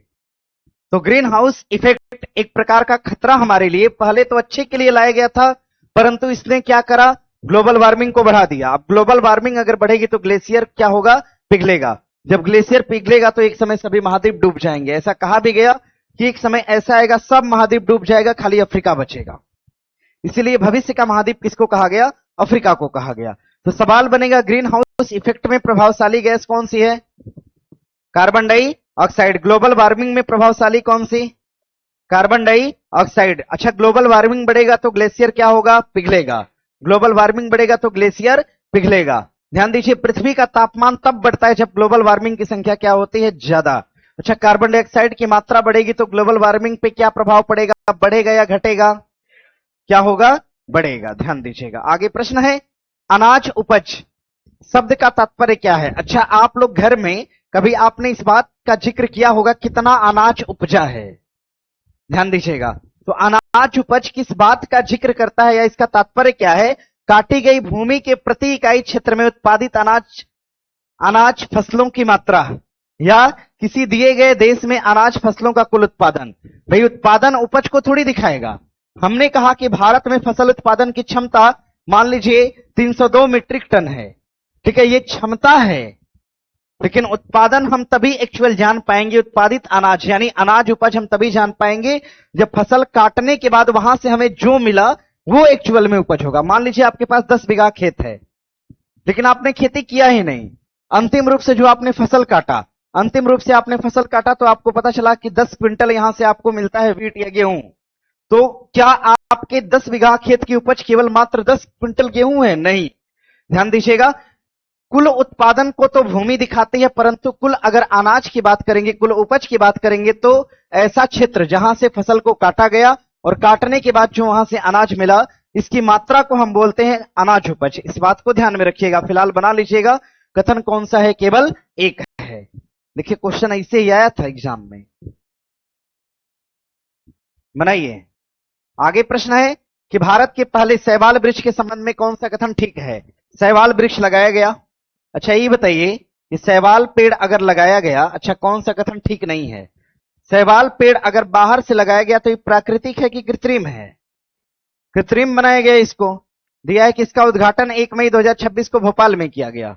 इसका उद्घाटन मध्य प्रदेश के सहकारिता मंत्री विश्वास सांग ने किया। यह एक पारंपरिक प्राकृतिक पौधा है? नहीं भैया, ये क्या है? कृत्रिम पौधा है। इसे शहरी वायु प्रदूषण को कम करने के उद्देश्य से किया गया। बात सही है, बना लीजिएगा। यार, एक तो पेड़ नहीं लगा देगा सब, जितना शैवाल बनाएगा प्रयोगशाला में उससे बढ़िया एक तो पेड़ लगाइए। पॉसिबल है ना ऐसा? बना लीजिएगा। भूमि का अभाव है। शहरों में क्या होता है, भूमि को इतना प्लास्टर लोग कर देते हैं कि पेड़ लगा ही नहीं पाते हैं, और पेड़ लगाएंगे भी तो पेड़ उतना ग्रोथ नहीं। शहर का पेड़ देखें, गांव का पेड़ जाएंगे खूब लंबा बड़ा एकदम। शहर का पेड़ देखेंगे ऊपर बढ़ते बढ़ते उसको एक तरह से पर्याप्त मात्रा में पोषक मिल ही नहीं पाता है। समझ रहे हैं ना? इसको बना लीजिएगा। आगे बढ़े। आगे प्रश्न है, निम्नलिखित में से कौन सा अंतर्राष्ट्रीय संगठन हाल ही में विश्व के पहले कृत्रिम बुद्धिमत्ता कानून पर सहमत हुआ है? देखिए, जो एआई कानून बना, आपको पता है कि एआई समिट सबसे पहले कहां पर? पेरिस के अंदर। कहां पर? पेरिस मतलब किस देश में? फ्रांस। फ्रांस कहां का देश है? यूरोप का। कहां का है? यूरोप का। तो कौन सा संगठन सबसे पहले राजी हुआ? बनाइए। देखिए, ऐसे ये टेक्निकली आप इसका जवाब दे सकते हैं। एआई समिट हमें पता है पेरिस के अंदर, तो फ्रांस, पेरिस पड़ता है फ्रांस में। फ्रांस कहां का देश है? यूरोप। तो संगठन कौन सा? यूरोपीय संघ होगा। वर्ल्ड बैंक की अगर हम बात करते हैं, वर्ल्ड बैंक, तो इसकी स्थापना होती है 1945। इसका मुख्यालय कहां पर? डीसी। वर्ल्ड बैंक की अगर हम हेड की बात करेंगे तो भारतीय मूल के कौन? अजय बंगा है। भारतीय मूल के अजय बंगा इसके अध्यक्ष हैं। और ध्यान दीजिएगा, अगर हम व्यापार संगठन की बात करते हैं 1945, व्यापार संगठन का मुख्यालय कहां पर? जेनेवा। कहां पर? जेनेवा के अंदर व्यापार संगठन का मुख्यालय है। और अगर हम बात करते हैं व्यापार संगठन में अगर अध्यक्ष कौन है, इसके हेड हो जाएंगे कौन? नागोजी एंकोजो इवेला। आगे अगर हम सार्क की बात करते हैं, स्थापना कब होती है? 1985। सार्क की स्थापना कहां पर होती है? कहां पर? स्थापना कहां पर? ढाका। स्थापना कहां पर? लेकिन सार्क का हेडक्वार्टर कहां पर? काठमांडू। इसका हेडक्वार्टर कहां पर? काठमांडू। स्थापना तो करा गया बांग्लादेश में, पर हेडक्वार्टर कहां बनाया गया? नेपाल में। और सार्क में कुल शामिल देश कितने हैं? तो 8। सार्क में देश कितने हैं? 8। क्या सार्क में भारत है? भैया, सार्क में भारत सदस्य है। ध्यान दीजिएगा। यूरोपीय संघ की बात करते हैं, स्थापना होती है 1993। कब होती है? 1993 में होती है। यूरोपीय संघ में कुल कितने देश हैं? 27। अभी कितने हैं? 27। यूरोपीय संघ के 2 व्यक्ति भारत में अतिथि बन के आए थे। एक का नाम एंटोनियो डी कोस्टा और उर्सुला। कोस्टा और उर्सुला, कोस्टा और उर्सुला। चलिए आगे बढ़ेंगे। आगे प्रश्न दिया है कि जुलाई सितंबर 2019 और जुलाई सितंबर 2022, अच्छा 19 से 22 का आंकड़ा है, के बीच भारत में बेरोजगारी दर की प्रवृत्ति के संबंध में कौन सा कथन ठीक है? जरा नोट करिएगा भैया। देखिए एक समय था आपका सन 2019, सन 2019 का टाइम था। 19 में बेरोजगारी दर, 19 के अंतर्गत बेरोजगारी के जो दर है, बेरोजगारी की जो दर है, यह दर देखा गया कितना, तो 8.3% देखा गया। 8.3% का आंकड़ा आया था 19 में, और यही दर सन 2022 में, सन 2022 में, और 24 का भी कब का पूछा है? 22 का ना, 24 का भी डेटा आ चुका है। 24 में आंकड़ा कितना है? तो 6.4 है। अगर हम देख पाए 19 में आंकड़ा 8.3 था, 22 में आंकड़ा 7.2 है। कितना है? 7.2 है। ये निरंतर घट रहा है, पता नहीं कैसे घट रहा है यार। बताइए गवर्नमेंट कर रही है, देखिए अच्छा देखिए रिपोर्ट में ये घट रहा है। 19 कितना ला दिया? 5% पे ला दिया है। बाप रे, बताइए अब अगर रिसेंटली डाटा देखा जाए तो 5, बताइए ये सब घटा रहा है। और ऐसे देखने मुसल्लमपुर हाट में तो इसे दिख रहा है ये प्रत्यक्ष तौर पे। चलिए ठीक है। हाँ, रील बनाना भी रोजगार है, इसीलिए शामिल कर दिया लगता है। इंस्टाग्राम पे देखा होगा कितने लोग हैं, जितने लोगों की आईडी बना होगा, अब गवर्नमेंट ने कैटेगराइज किया होगा कि सब लोग रोजगार वाले हैं, ठीक है ना। उस हिसाब से आंकड़ा जारी कर दिया कि बेरोजगारी दर पूरी जनसंख्या का खाली 5% है। समझ रहे हैं ना। चलिए देखिए, पूछा है कि 19 से 22 के बीच में भारत में बेरोजगारी दर की प्रवृत्ति के संबंध में निम्नलिखित में से कौन सा कथन ठीक है? यह स्थिर रहा है, स्थिर तो नहीं है भैया, घटी है, यह घट गई है। क्या हो गई है? घट गई है। बना लीजिएगा। मतलब आप देख पाए तो कथन 2 सही है, 1 गलत हो जाएगा ना। अरे यही है ना, कथन 2 सही है, 1 गलत। देखिए ऐसे भी क्वेश्चन बनते हैं एग्जाम। बेरोजगारी का आंकड़ा देख लीजिएगा, घट रहा है, मतलब निरंतर घट रहा है। बढ़ रहा है तो आप समझ रहे हैं ना। गवर्नमेंट की नजर में बेरोजगारी घट रही है। आप लोग केवल सरकारी नौकरी के हिसाब से देख रहे हैं। गवर्नमेंट क्या करती है? प्राइवेट सेक्टर और सरकारी सेक्टर दोनों का डेटा इकट्ठा करने के बाद ये डेटा निकालती है। जैसे गवर्नमेंट ने क्या किया कि 6,000 रुपए महीना देने वाली एक कंपनी को भेजा, कंपनी ने 1 लाख लोगों को हायर किया, तो भी फिर जुड़ जाएगा उसमें, रोजगार वाले में। भले सैलरी 6,000 हो, उससे मतलब नहीं है, वो भी रोजगार वाला व्यक्ति है। तो गवर्नमेंट का डेटा कुछ कहता है कि प्राइवेट सेक्टर चाहे गवर्नमेंट सेक्टर, दोनों को मिला के ये डेटा आता है, इसलिए डेटा दिन प्रतिदिन घट रहा है, ऐसा सरकार का मानना है। चलिए आगे है कि नवनिर्वाचित राज्य प्रमुख। देखिए राष्ट्रपतियों का नाम दिया है, ध्यान दीजिएगा। राष्ट्रपतियों का नाम जिसमें गीता नाथ निसोता, ये कहां की राष्ट्रपति बने हैं? तो ध्यान दीजिएगा, ये कहां पे? लिथुआनिया के अंदर राष्ट्राध्यक्ष बने।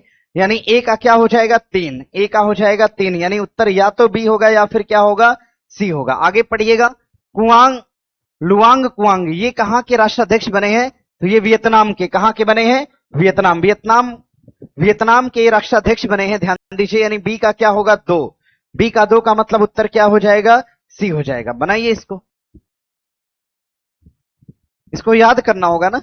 सना तकाइची का नाम देखिए पूछेगा आपसे, अगर साना तकाइची के बारे में पूछेगा तो साना तकाइची देखिए पीएम बनी है और पहली महिला पीएम बनी, पहली महिला प्रधानमंत्री बनी। और कहां की बनी? तो जापान के अंदर। ये प्रथम महिला प्रधानमंत्री बनी, कहां पर? जापान के अंदर, जिनका नाम है सना तकाइची। और आगे देखिए प्रश्न है कि विश्व के कुल देशों के कृषि क्षेत्र के संदर्भ में निम्नलिखित कथनों पर विचार करिए। दिया है कि अमेरिका, चीन और जापान की तुलना में भारत का कृषि भौगोलिक क्षेत्र अधिकतम है। ऐसा कहना ठीक होगा? भाई भारत कृषि प्रधान देश है, ऐसा आपने पढ़ा है। भारत का मैक्सिमम हिस्सा, मैक्सिमम लोग, मैक्सिमम भूमि किसके लिए समर्पित है? तो कृषि के लिए। तो अगर देख पाए आप, इन हिस्से से ज्यादा भूमि कहां पे है? भारत में है। उष्ण मानसूनी जलवायु प्रदेश में स्थित होने के कारण भारत में वर्ष भर विविधीकृत फसलोत्पादन होता है। बात तो सही है भाई, फसल का उत्पादन कई तरह का होता है। हम कभी रबी की फसल लगाते हैं, कभी खरीफ की फसल लगाते हैं और कभी जायद की फसल लगाते हैं, क्योंकि हमारे यहाँ ऋतुएं परिवर्तित होती रहती हैं वर्ष भर में। यानी दोनों कथन अपने आप में क्या है? सही है। बनाइए। क्या भैया? ना, इनकी अपेक्षा भारत में भूमि ज्यादा है। इन्होंने तो इंडस्ट्री बनाया, भारत ने कृषि भूमि अभी छोड़ा हुआ है। आगे प्रश्न है, दिया है कि इसरो द्वारा विकसित ये एक प्रकार का सॉफ्टवेयर है जिसको हम प्रवाह का नाम देते हैं। इसके संबंध में कथनों पर विचार करना यह विक्रम साराभाई अंतरिक्ष केंद्र की अग्रणी उपलब्धि है। अंतरिक्ष वाहनों के प्रारंभिक वायुगतिक डिजाइन के लिए बड़ी संख्या में विन्यास के मूल्यांकन की आवश्यकता होती है। ये बात अपने आप में सही है भाई। अंतरिक्ष में जो विमान जा रहे हैं, ठीक है, इनको डिजाइन ऐसे करा गया है कि ये हवा को भेदते हुए ऊपर की तरफ निकल जाए। ध्यान दीजिएगा, इनका डिजाइन कैसे होगा, किस तरह से होगा, ये सारा कुछ मूल्यांकन करने की आवश्यकता है, क्योंकि अगर मूल्यांकन नहीं करेंगे तो कभी कभी दुर्घटनाएं भी हो जाती हैं। और अंतरिक्ष में जो विमान जाते हैं उनमें किस प्रकार के इंजन का प्रयोग करते हैं, तो इनके इंजन का नाम क्या होगा, क्रायोजेनिक इंजन। और क्रायोजेनिक इंजन का टेम्परेचर हमेशा क्या होता है, उच्च या निम्न। कैसा तापमान, निम्न तापमान वाले क्रायोजेनिक इंजन का प्रयोग किया जाता है। कथन दोनों अपने आप में सही है, बना लीजिए, पॉजिटिव कथन है, देख लीजिएगा और एग्जाम में पूछा गया है। आगे प्रश्न है, अंतरराष्ट्रीय बौद्धिक संपदा सूचकांक निम्नलिखित में से कौन जारी करेगा? ये तो बता पाएंगे आप लोग। बौद्धिक संपदा सूचकांक कौन जारी करता है? बौद्धिक संपदा संगठन जारी करेगा, नवाचार केंद्र जारी करेगा, यूएस चैम्बर ऑफ कॉमर्स जारी करेगा, यूरोपियन यूनियन जारी करेगा? क्या बनाए हैं आप लोग? बनाइए, जो है वो नहीं होता है, लिखिए यूएस चैम्बर ऑफ कॉमर्स। अच्छा, आज का पेपर टफ है क्या बाकी दिनों से? ओ, ये बात है, चलिए ठीक है, चलिए हल्ला नहीं करिए, पढ़िएगा, जो पढ़ा रहे हैं वो पढ़िए बस। अगर टफ है तो पढ़िए चुपचाप। यूएस चैम्बर ऑफ कॉमर्स इसको जारी करता है। अब जरा ध्यान दीजिए, सुनिए, देखिए बौद्धिक संपदा सूचकांक, बौद्धिक संपदा सूचकांक नोट करिएगा, बौद्धिक संपदा सूचकांक, बौद्धिक संपदा सूचकांक, बौद्धिक संपदा सूचकांक, बस फील लीजिए, एग्जाम वाली फीलिंग है ये सब। बौद्धिक संपदा सूचकांक अभी अगर रिसेंटली देखा जाए तो भारत, मतलब सन 2026 में, भारत सन 2026 में कौन सा स्थान रखता है? तो 42 रखता है। कितना? 42वां स्थान रखता है। इसको ध्यान में रखिएगा, भारत इसमें कौन सा स्थान रखता है? तो 42वां। इसको जारी करेगा यूएस चैम्बर ऑफ कॉमर्स। ठीक उसी तरह से जैसे आपने पढ़ा होगा शांति सूचकांक, पढ़ा है ना? शांति सूचकांक को कौन जारी करेगा? कोई बताए, शांति सूचकांक कौन जारी करेगा? इकोनॉमिक और पीस, इकोनॉमिक एंड पीस द्वारा, इकोनॉमिक एंड, ये सब तो हम पढ़ाए हैं भैया, इकोनॉमिक एंड पीस द्वारा ये जारी होता है शांति सूचकांक। और सवाल बनेगा खुशहाली सूचकांक कौन जारी करता है? खुशहाली सूचकांक को जारी करेगा कौन? तो ये जारी करता है यूएन, यूनाइटेड नेशन सतत विकास समाधान नेटवर्क। यूनाइटेड नेशन सतत विकास समाधान नेटवर्क द्वारा इसको जारी किया जाता है। ये समाधान नेटवर्क द्वारा खुशहाली सूचकांक को जारी किया जाता है। सवाल बनेगा कि पासपोर्ट सूचकांक कौन जारी करता है? तो पासपोर्ट सूचकांक जारी करेगा कौन? हेनले। कौन जारी करता है? हेनले। सवाल बनेगा मानव विकास सूचकांक कौन जारी करेगा? मानव विकास सूचकांक को जारी करने वाला संगठन कौन है? यूएनडीपी। कौन है? यूएनडीपी। वैश्विक निवेश रिपोर्ट कौन जारी करता है? अंकटाड। निवेश रिपोर्ट की बात करते हैं भैया, निवेश रिपोर्ट, वैश्विक निवेश रिपोर्ट को कौन जारी करेगा? तो ये जारी करेगा अंकटाड। कौन जारी करेगा? अंकटाड इसको जारी करेगा। इस बात को ध्यान में रखिएगा। फिलहाल बना लीजिए और बढ़ेंगे आगे। आगे बढ़े, आगे देखिए प्रश्न दिया है, देख लीजिए इसको। देखिए क्वेश्चन बनेगा कि निवेश रिपोर्ट कौन जारी करता है? अंकटाड। कौन जारी करेगा? निवेश रिपोर्ट कौन जारी करेगा? बौद्धिक संपदा सूचकांक कौन जारी करेगा? US chamber of commerce. US chamber of, Bharat का स्थान कितना है? हाँ, 42वां भारत का स्थान। शांति सूचकांक कौन जारी करेगा? Economic and piece. शांति सूचकांक में भारत का स्थान 115वां।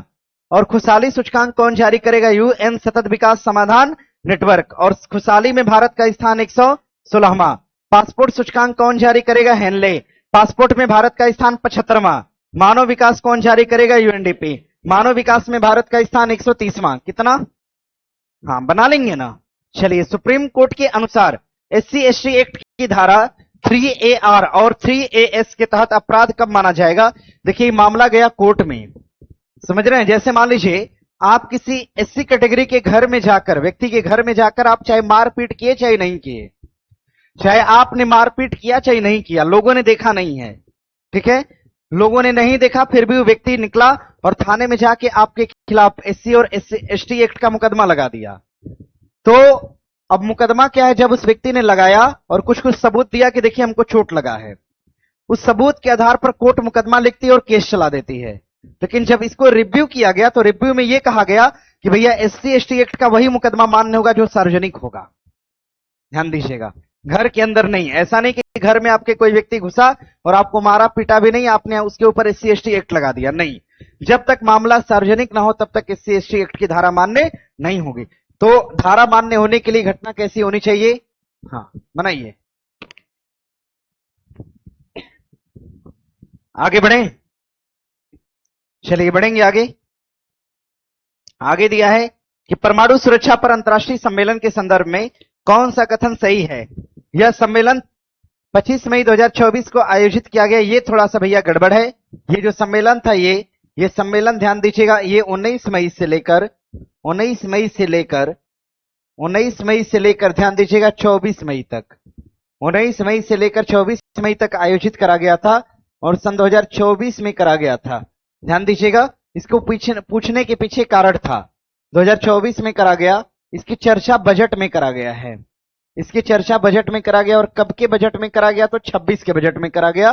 कि रक्षा अनुसंधान पे हमने कितना खर्च किया, तो इसकी चर्चा करी गई थी बजट में, इसलिए क्वेश्चन पूछा है। भारत ने हाल ही में परमाणु सुरक्षा को मजबूत करने के लिए एक अंतर मंत्रालय परमाणु तस्करी विरोधी टीम का पुनर्गठन किया है। ये बात अपने आप में सही है। ध्यान दीजिएगा, मतलब पहला कथन गलत है और दूसरा क्या है? सही है। केवल 2 कथन अपने आप में सही हो जाएगा, बना लीजिएगा, परेशान नहीं होइए। क्वेश्चन अब पूछा एग्जाम में तो क्या किया जाए? अब बस इतनी भलाई है कि पढ़ा दे रहे हैं, पढ़ लीजिए इसको। देखिए और क्या यहां से पूछेगा। अगर हम परमाणु की बात करते हैं, अगर हम परमाणु की बात करेंगे, परमाणु ऊर्जा की बात करेंगे, तो आपको मैंने पढ़ाया है कि भारत सरकार ने लक्ष्य रखा है, कहा है कि हम 100 गीगावाट परमाणु ऊर्जा बनाएंगे। और ये ऊर्जा कब तक बनाएंगे? सन 2047 तक। कब तक बनाएंगे? सन 2047 तक बनाएंगे। आगे प्रश्न है कि सतत विकास लक्ष्य 2030 में लक्ष्य 4 को प्राप्त करने का कौन सा उपाय आवश्यक है? हमने आपसे बताया था कि सस्टेनेबल डेवलपमेंट ऑफ गोल में कितना लक्ष्य होता है? 17। और इसका कितना उपलक्ष्य है? उपलक्ष्य कितना है? 169। और हमने कहा था कि 17वां लक्ष्य याद रखिए। अगर 17 लक्ष्य याद होता तो आप इसको बना पाते। लक्ष्य नंबर 4 में किसकी बात की गई है? शिक्षा। किसकी बात की गई है? शिक्षा की बात की गई है। शिक्षा को निःशुल्क और अनिवार्य बनाने की बात की गई है। स्कूल के बुनियादी ढांचे में सुधार लाने की बात की गई है। बनाइए। कृषि की बात किसमें करा गया है? तो 1 या 2 में? 1 में। 1 में नहीं, 1 में तो गरीबी है। 1 या 2 में? 1 और 2 में कृषि की बात करी गई है। प्रौद्योगिकी निवेश की बात करा गया है 9 में। इसको ध्यान दीजिएगा। 17 गोल एक बार पढ़ लीजिए, आप लोग याद कर लीजिए ना, जो चीजें बड़ी जरूरी है उसको याद करना होता है। 17 गोल ढूंढकर उसको याद करिए। देखिए 17 गोल अगर याद होता तो आराम से आप इसका क्वेश्चन बना पाते। मतलब सही उत्तर कौन सा है? 1 और 2 है। बनाइए। अगर हम सतत विकास की बात करते हैं, सतत विकास, अगर हम सतत विकास की बात करेंगे, सतत विकास की अवधारणा को भारत ने अपनाया सन 2015 में। और इसका लक्ष्य कब तक रखा? सन 2030। और कितना गोल प्राप्त करेगा? 17। और कितने साल के अंदर प्राप्त करेगा? 15 साल। कितना? 15 साल में प्राप्त करने का लक्ष्य रखा। एक बार देख लीजिएगा। क्या क्या कुछ कह रहे हैं क्या? आंसर क्या है? अरे आंसर तो ए है ना। अरे 1 और 2 ना होगा। शिक्षा की बात इन्हीं दोनों में की गई है, और कहीं की गई है क्या? चलिए आगे बढ़ेंगे। दिया है कथन और कारण। राष्ट्रीय मुद्रा का वह मूल्य जो विदेशी मुद्रा की मांग और आपूर्ति द्वारा तय होता है उसे नम्य विनिमय दर कहते हैं। ध्यान दीजिए, राष्ट्रीय मुद्रा का वह मूल्य यानी भारत के पैसे का वह मूल्य जो विदेशी मुद्रा की मांग और आपूर्ति के द्वारा तय होता है उसे हम नम्य विनिमय दर कहते हैं। ये बात अपने आप में सही है। अच्छा, विदेशी मुद्रा की मांग और आपूर्ति केंद्रीय बैंक द्वारा निर्धारित होती है। आरबीआई ने कहा कि हमें इतना विदेशी मुद्रा चाहिए, तो क्या मिल जाएगा? क्या नहीं भाई, विदेशी मुद्रा डिपेंड करती है कि हम कितना आयात कर रहे हैं और कितना क्या कर रहे हैं? निर्यात। विदेशी मुद्रा आयात और निर्यात के ऊपर डिपेंड करती है, ना कि आरबीआई की डिमांड के ऊपर डिपेंड करती है। ये बात अपने आप में क्या है? गलत है।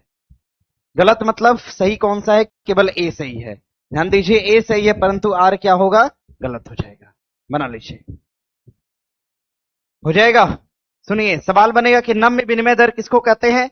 जब राष्ट्रीय मुद्रा का मान विदेशी मुद्रा की मांग और आपूर्ति द्वारा तय होगा तो ऐसे दर को हम क्या बोलेंगे? नम्य विनिमय। और ध्यान दीजिएगा, विदेशी मुद्रा की मांग क्या आरबीआई कर सकती है? क्या नहीं। अब विदेशी मुद्रा को कंट्रोल आरबीआई कर सकती है, लेकिन इसकी मांग नहीं कर सकती। विदेशी मुद्रा की मांग कौन तय करता है? तो आयात और निर्यात तय करते हैं।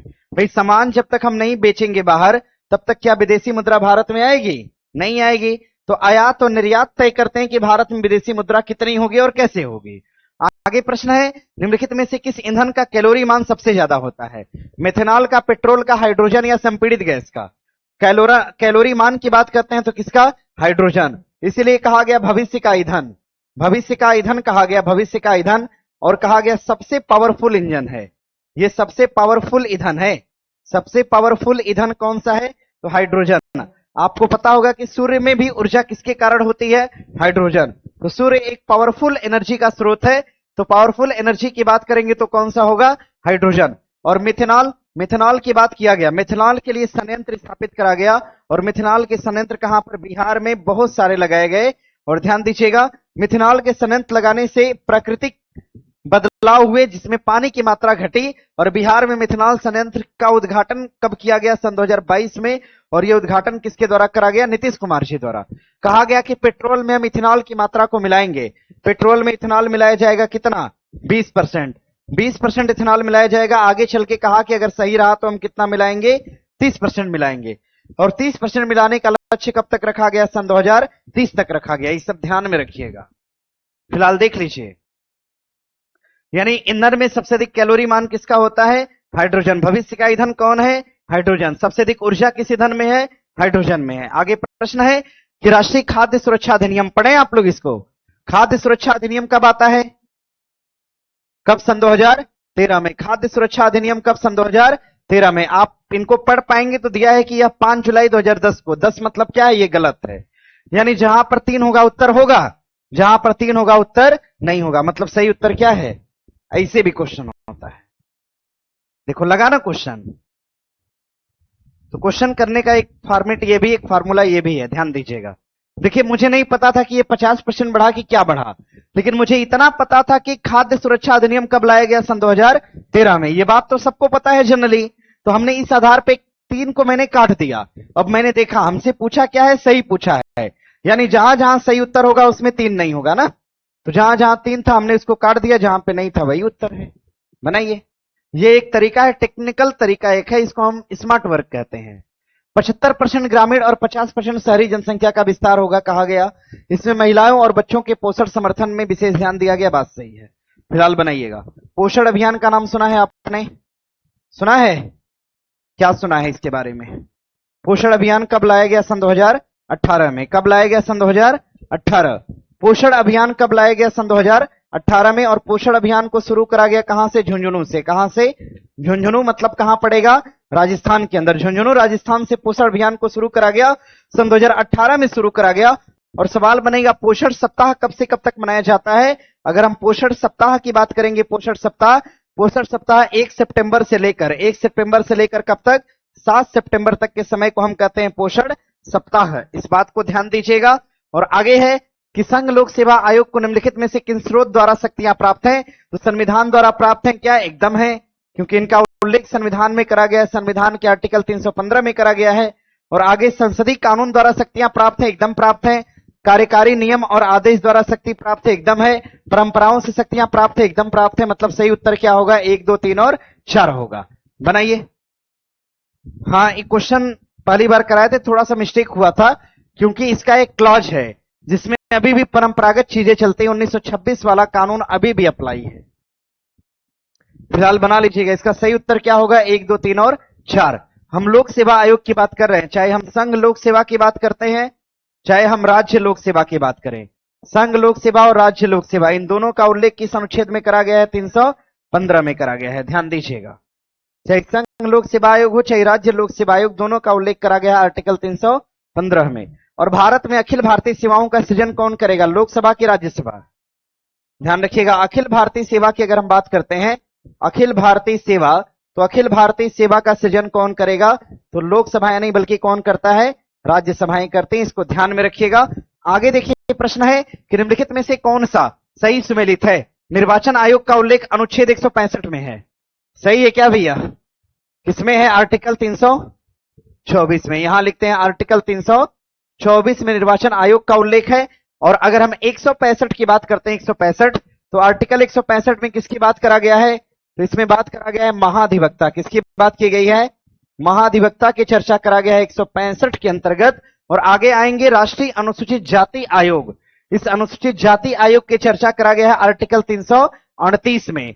और 148 में किसकी चर्चा है? सीएजी। किसकी बात करा गया है? कैग की बात करा गया है। आगे बढ़िएगा, वित्त आयोग की चर्चा कहां पर है? आर्टिकल 280 में। कहां पर? आर्टिकल 280 में। और अगर हम बात करते हैं 263, तो ध्यान दीजिएगा, इसमें किसकी चर्चा करी गई है? अंतरराज्यीय परिषद ना। सवाल बनेगा कि अंतरराज्यीय परिषद की चर्चा कहां पे? अंतरराज्यीय परिषद। तो इस परिषद को बनाया गया कब? इस परिषद की चर्चा आर्टिकल 263 में है। और राष्ट्रीय पिछड़ा वर्ग आयोग की चर्चा 340 में। देखिए, पहले तो 340 में था, 340 में था, परंतु इसमें क्या कर दिया गया? संशोधन कर दिया गया। और कौन सा संशोधन था? 102वां संशोधन से इसके लिए आर्टिकल बनाया गया। कौन सा? 338 का बी बनाया गया। मतलब ये कथन क्या है? गलत।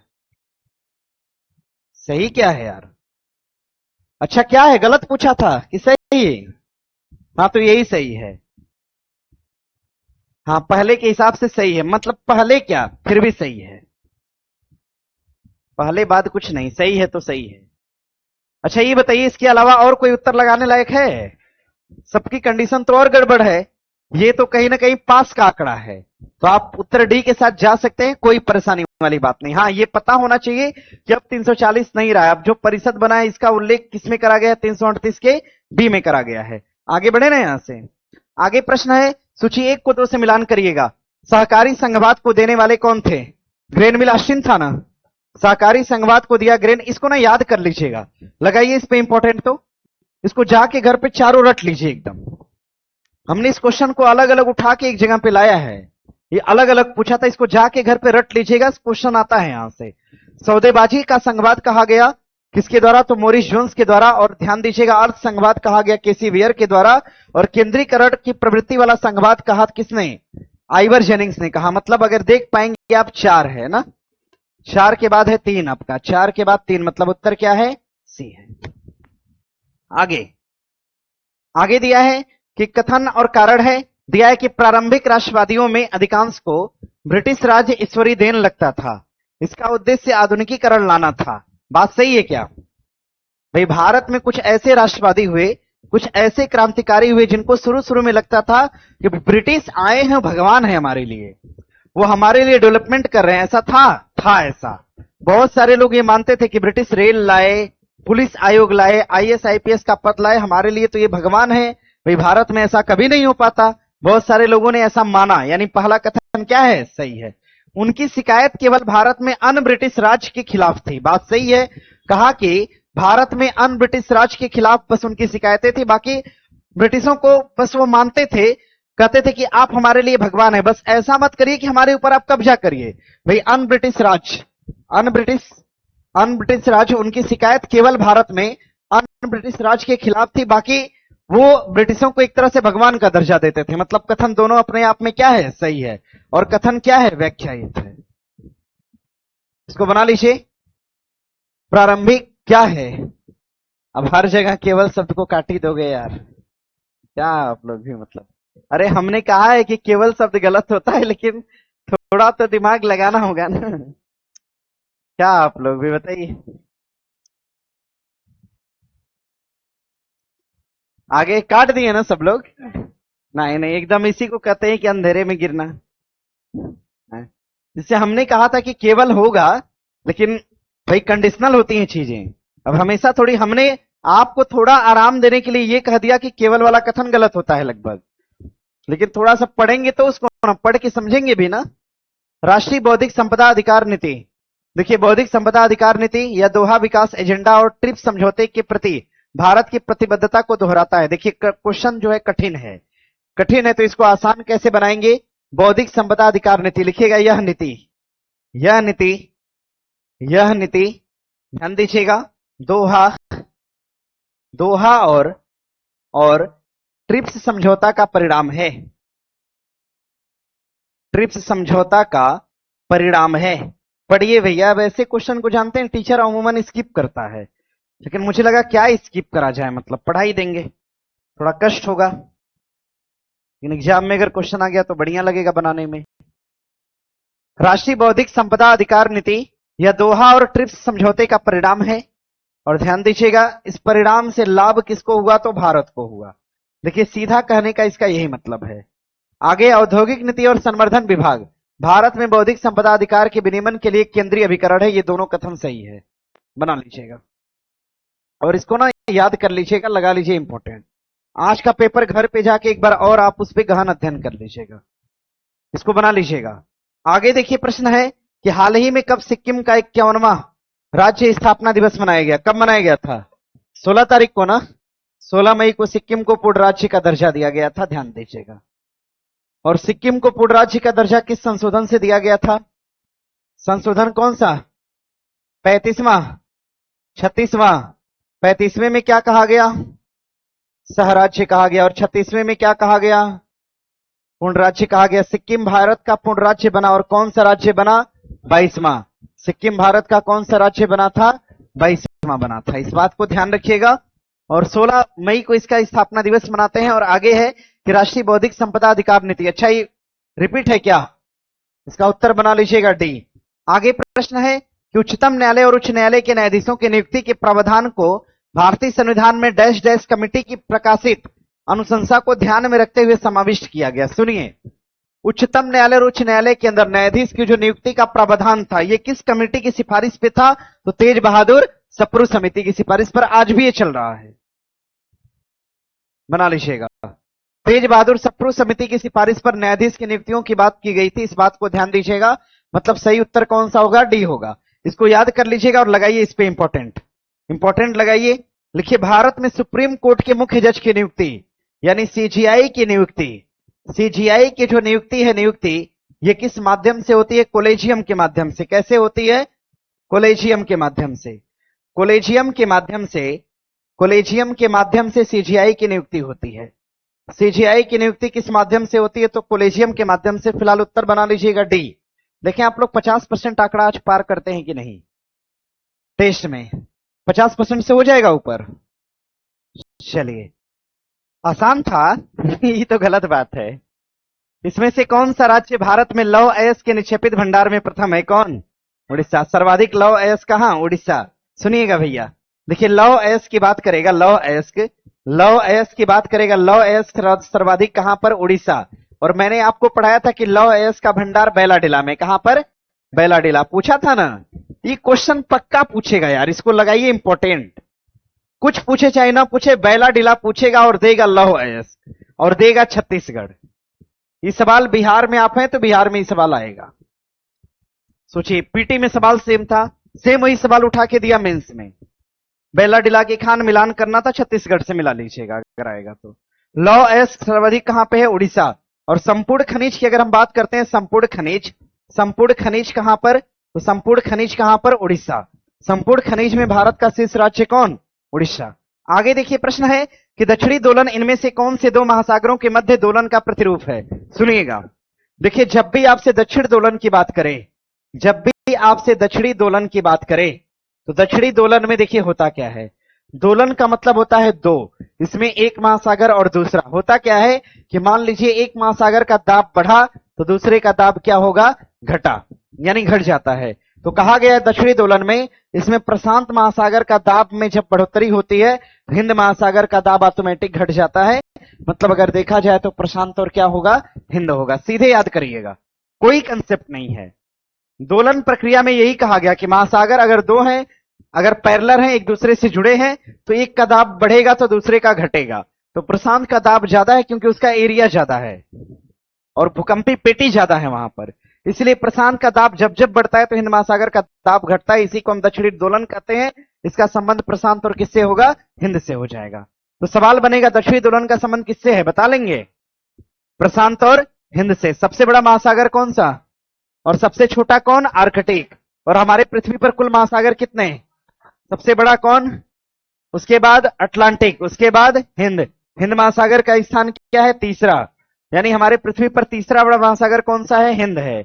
आगे कारकों पर विचार करिए। दिया है कि व्यय विधि द्वारा जीडीपी की गणना में कितने कारकों को शामिल किया गया है। अच्छा, जीडीपी जब गणना करते हैं तो अंतिम घरेलू उपभोग के व्यय को काउंट करते हैं, करेंगे।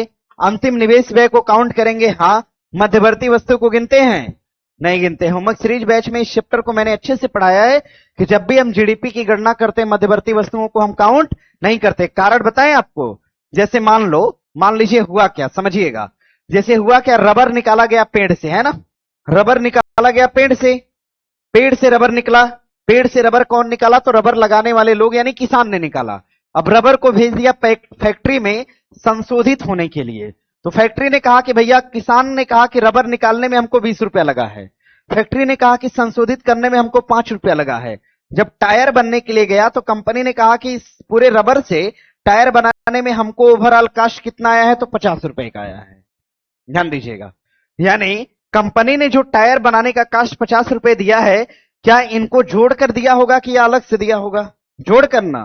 भाई कंपनी ने पुराना देखा होगा ना कि पुराना इस पे कितना खर्चा आया, थोड़ा सा अपना दाम बढ़ाकर इसको बेच दिया, तो कंपनी का दाम 50 रुपया है, लेकिन जो इसको संशोधित किया उसका दाम कितना, 5, और रबर मूल रूप से कितने का था, 20 रुपए का। ये सबसे पुराना मूल्य, ये मध्यवर्ती मूल्य है, और ये आपका अंतिम मूल्य है। तो हमेशा जीडीपी की गणना किस मूल्य पे होगी, अंतिम मूल्य पर। जीडीपी की गणना अंतिम मूल्य पर हम इसलिए करते हैं क्योंकि ऑलरेडी इस 5 को इस 50 में इंक्लूड किया गया है। समझ रहे हैं ना भाई। 50 रुपए अगर कंपनी ने टायर का दाम रखा है तो पिछला जितना खर्चा है सबको जोड़कर ही रखा होगा। समझ रहे हैं। इसीलिए जब भी हम जीडीपी की गणना करते हैं तो हम प्राथमिक और मध्यवर्ती मूल्य को शामिल नहीं करते, बल्कि कौन सा मूल्य शामिल करेंगे, अंतिम मूल्य। इसीलिए कहा गया कि मध्यवर्ती वस्तु पर किया गया व्यय शामिल होगा क्या, नहीं होगा। अंतिम वस्तुओं और सेवाओं पर सरकारी व्यय होगा। उत्तर क्या होगा, केवल 3 होगा। अरे समझ पा रहे हैं ना। जीडीपी की गणना प्राथमिक मूल्य पे होती है, हाँ या ना? क्या जीडीपी की गणना प्राथमिक मूल्य पे होती है, हाँ या ना? मध्यवर्ती मूल्य पर, अंतिम मूल्य पर, हाँ। जीडीपी की गणना हमेशा किस मूल्य पर होगी, अंतिम मूल्य पर। आगे दिया है कि निम्नलिखित कथनों पर विचार करिए। रेपो दर में वृद्धि से अर्थव्यवस्था में मुद्रास्फीति कम हो सकती है। बात सही है क्या भाई? मुद्रास्फीति का मतलब क्या होता है, महंगाई। मुद्रास्फीति का सीधा मतलब क्या है, देखिए क्वेश्चन बनाना है हमें, बहुत तो टेक्नोलॉजी लगानी नहीं है। हमने कहा कि मुद्रास्फीति बढ़ रही है, यानी बाजार में महंगाई क्या हो रही है, ज्यादा।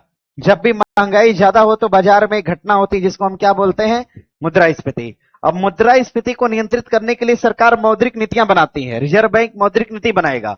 इस मौद्रिक नीति में रिजर्व बैंक ने क्या किया, रेपो रेट की दर को बढ़ा दिया। रेपो रेट की दर को क्या किया, बढ़ा दिया। अगर आरबीआई किसी बैंक को पैसा दे रहा है तो आरबीआई इस पर कुछ ना कुछ दर लगाता है ना भैया, ठीक है। इस तरह के दर को हम क्या बोलते हैं, रेपो दर के नाम से जानते हैं। तो रेपो दर जब बढ़ा देगा तो बैंक आरबीआई से पैसा लेना बंद कर देगा। जब पैसा बैंक नहीं लेगा तो क्या बैंक लोन बांटेगा लोगों को, नहीं बांटेगा। जब बैंक पैसा देना लोगों को बंद कर देगा तो ऑटोमेटिक बाजार में पैसे की मात्रा घटेगी। जब लोगों के पास पैसा कम होगा तो लोग वस्तु खरीदना कम करेंगे। जब वस्तु कम खरीदना करेंगे तो वस्तुओं की संख्या बढ़ेगी। जब वस्तु की संख्या ज्यादा होगी तो ऑटोमेटिक उसका दाम क्या होगा, घटेगा। तो जब दाम घटेगा तो महंगाई भी क्या है, समझ रहे हैं ना। नियम देखिए ये है, यानी पहला कथन क्या है, सही है। जब रिवर्स रेपो रेट दर बढ़ती है तो बैंक, रिजर्व बैंक को उधार देना पसंद करते हैं। ये बात अपने आप में क्या है, सही है। फिर reverse repo rate RR, triple R जब बढ़ेगा ना तो बैंक अपना पैसा कहेंगे रिजर्व बैंक के, तुम रखो पैसा मेरा, क्योंकि पता है कि ब्याज मिलेगा। समझ रहा है ना। चलिए बना लीजिएगा, कथन दोनों अपने आप में क्या है, सही है। अच्छा, वर्तमान रेपो रेट की दर कितना है, वर्तमान अगर हम रेपो रेट की बात करेंगे कितना है, 5. वर्तमान रिवर्स रेपो रेट कितना है, 3.35। आगे बढ़िएगा, देखिए दिया है कि भारतीय रिजर्व बैंक आरबीआई के संदर्भ में निम्नलिखित कथनों पर विचार करिए। आरबीआई के गवर्नर की नियुक्ति भारत के राष्ट्रपति द्वारा प्रधानमंत्री कार्यालय की सिफारिश पर होती है। बात सही है क्या भाई? पीएमओ सिफारिश करेगा क्या कि गवर्नर यही बनेगा, ऐसा है नहीं ना। एक चयन समिति होती है, गवर्नेंस बॉडी की वित्त समिति, एक वित्त समिति या वित्त चयन समिति होती है जो डिसाइड करती है कि भारत के गवर्नर कौन बनेंगे, और उस गवर्नर को नियुक्ति कौन देता है, राष्ट्रपति नियुक्त करता है। तो आरबीआई के गवर्नर की नियुक्ति भले राष्ट्रपति करते हैं, लेकिन इसका सिफारिश कौन करेगा, तो इसकी सिफारिश करने वाली समिति का नाम क्या है, तो चयन वित्त समिति। कौन करता है, चयन वित्त समिति की सिफारिश पर गवर्नर की नियुक्ति होती है और अपॉइंटमेंट कौन देगा? तो राष्ट्रपति। मतलब पहला कथन क्या है? गलत है। केंद्रीय निदेशक मंडल के सदस्यों की नियुक्ति 4 वर्ष की अवधि के लिए किया जाता है। यह बात अपने आप में सही है।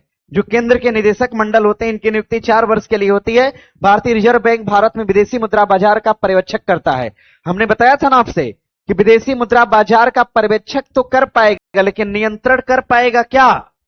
विदेशी मुद्रा की डिमांड कर पाएगा क्या? नहीं ना भाई। विदेशी मुद्रा की डिमांड क्या आरबीआई कर पाएगा? क्या उसको नियंत्रित कर पाएगा? क्योंकि इसकी डिमांड और नियंत्रण कौन करता है? आयात और निर्यात। आरबीआई केवल इसका केवल पर्यवेक्षण कर सकता है। इस बात को ध्यान दीजिएगा, कितना आया और कितना गया केवल इसकी जांच कर सकता है। मतलब सही कथन कौन सा होगा? 2 और 3 होगा। क्या करना है? ओ यही होगा ना? हाँ बनाइए। हम नहीं पढ़ कहां दिया है? अच्छा यहां है, बना लीजिएगा। आगे देखिए प्रश्न है, निम्नलिखित में से किस समिति ने सिफारिश दिया कि राज्यपाल की नियुक्ति पूर्णतः गैर पक्षपातपूर्ण आधार पर की जानी चाहिए और राज्यपाल राज्य के बाहर का कोई व्यक्ति होना चाहिए। कहा कि पर्टिकुलर राज्य के व्यक्ति को राज्यपाल मत बनाइए और ऐसे व्यक्ति को राज्यपाल बनाइए जो निष्पक्ष हो, सरकार के पक्ष में ना हो। ठीक है, इस सब सिफारिश देने वाला कौन था? सरकारी आयोग था। बनाइए इसको। हाँ, इस तरह की सिफारिश देने वाले कौन थे? तो सरकारिया कमीशन थे। इस तरह की सिफारिश देने वाले राजमन्नार की बात करते हैं तो ये केंद्र और राज्य कर बंटवारा के संबंध में ये समिति थी राजमन्नार। प्रथम प्रशासनिक सुधार आयोग 1966 में आया और जब ये आया तो उस समय मोरारजी देसाई प्रशासनिक आयोग के अध्यक्ष थे। कुठारी आयोग का संबंध किससे है? तो शिक्षा से है।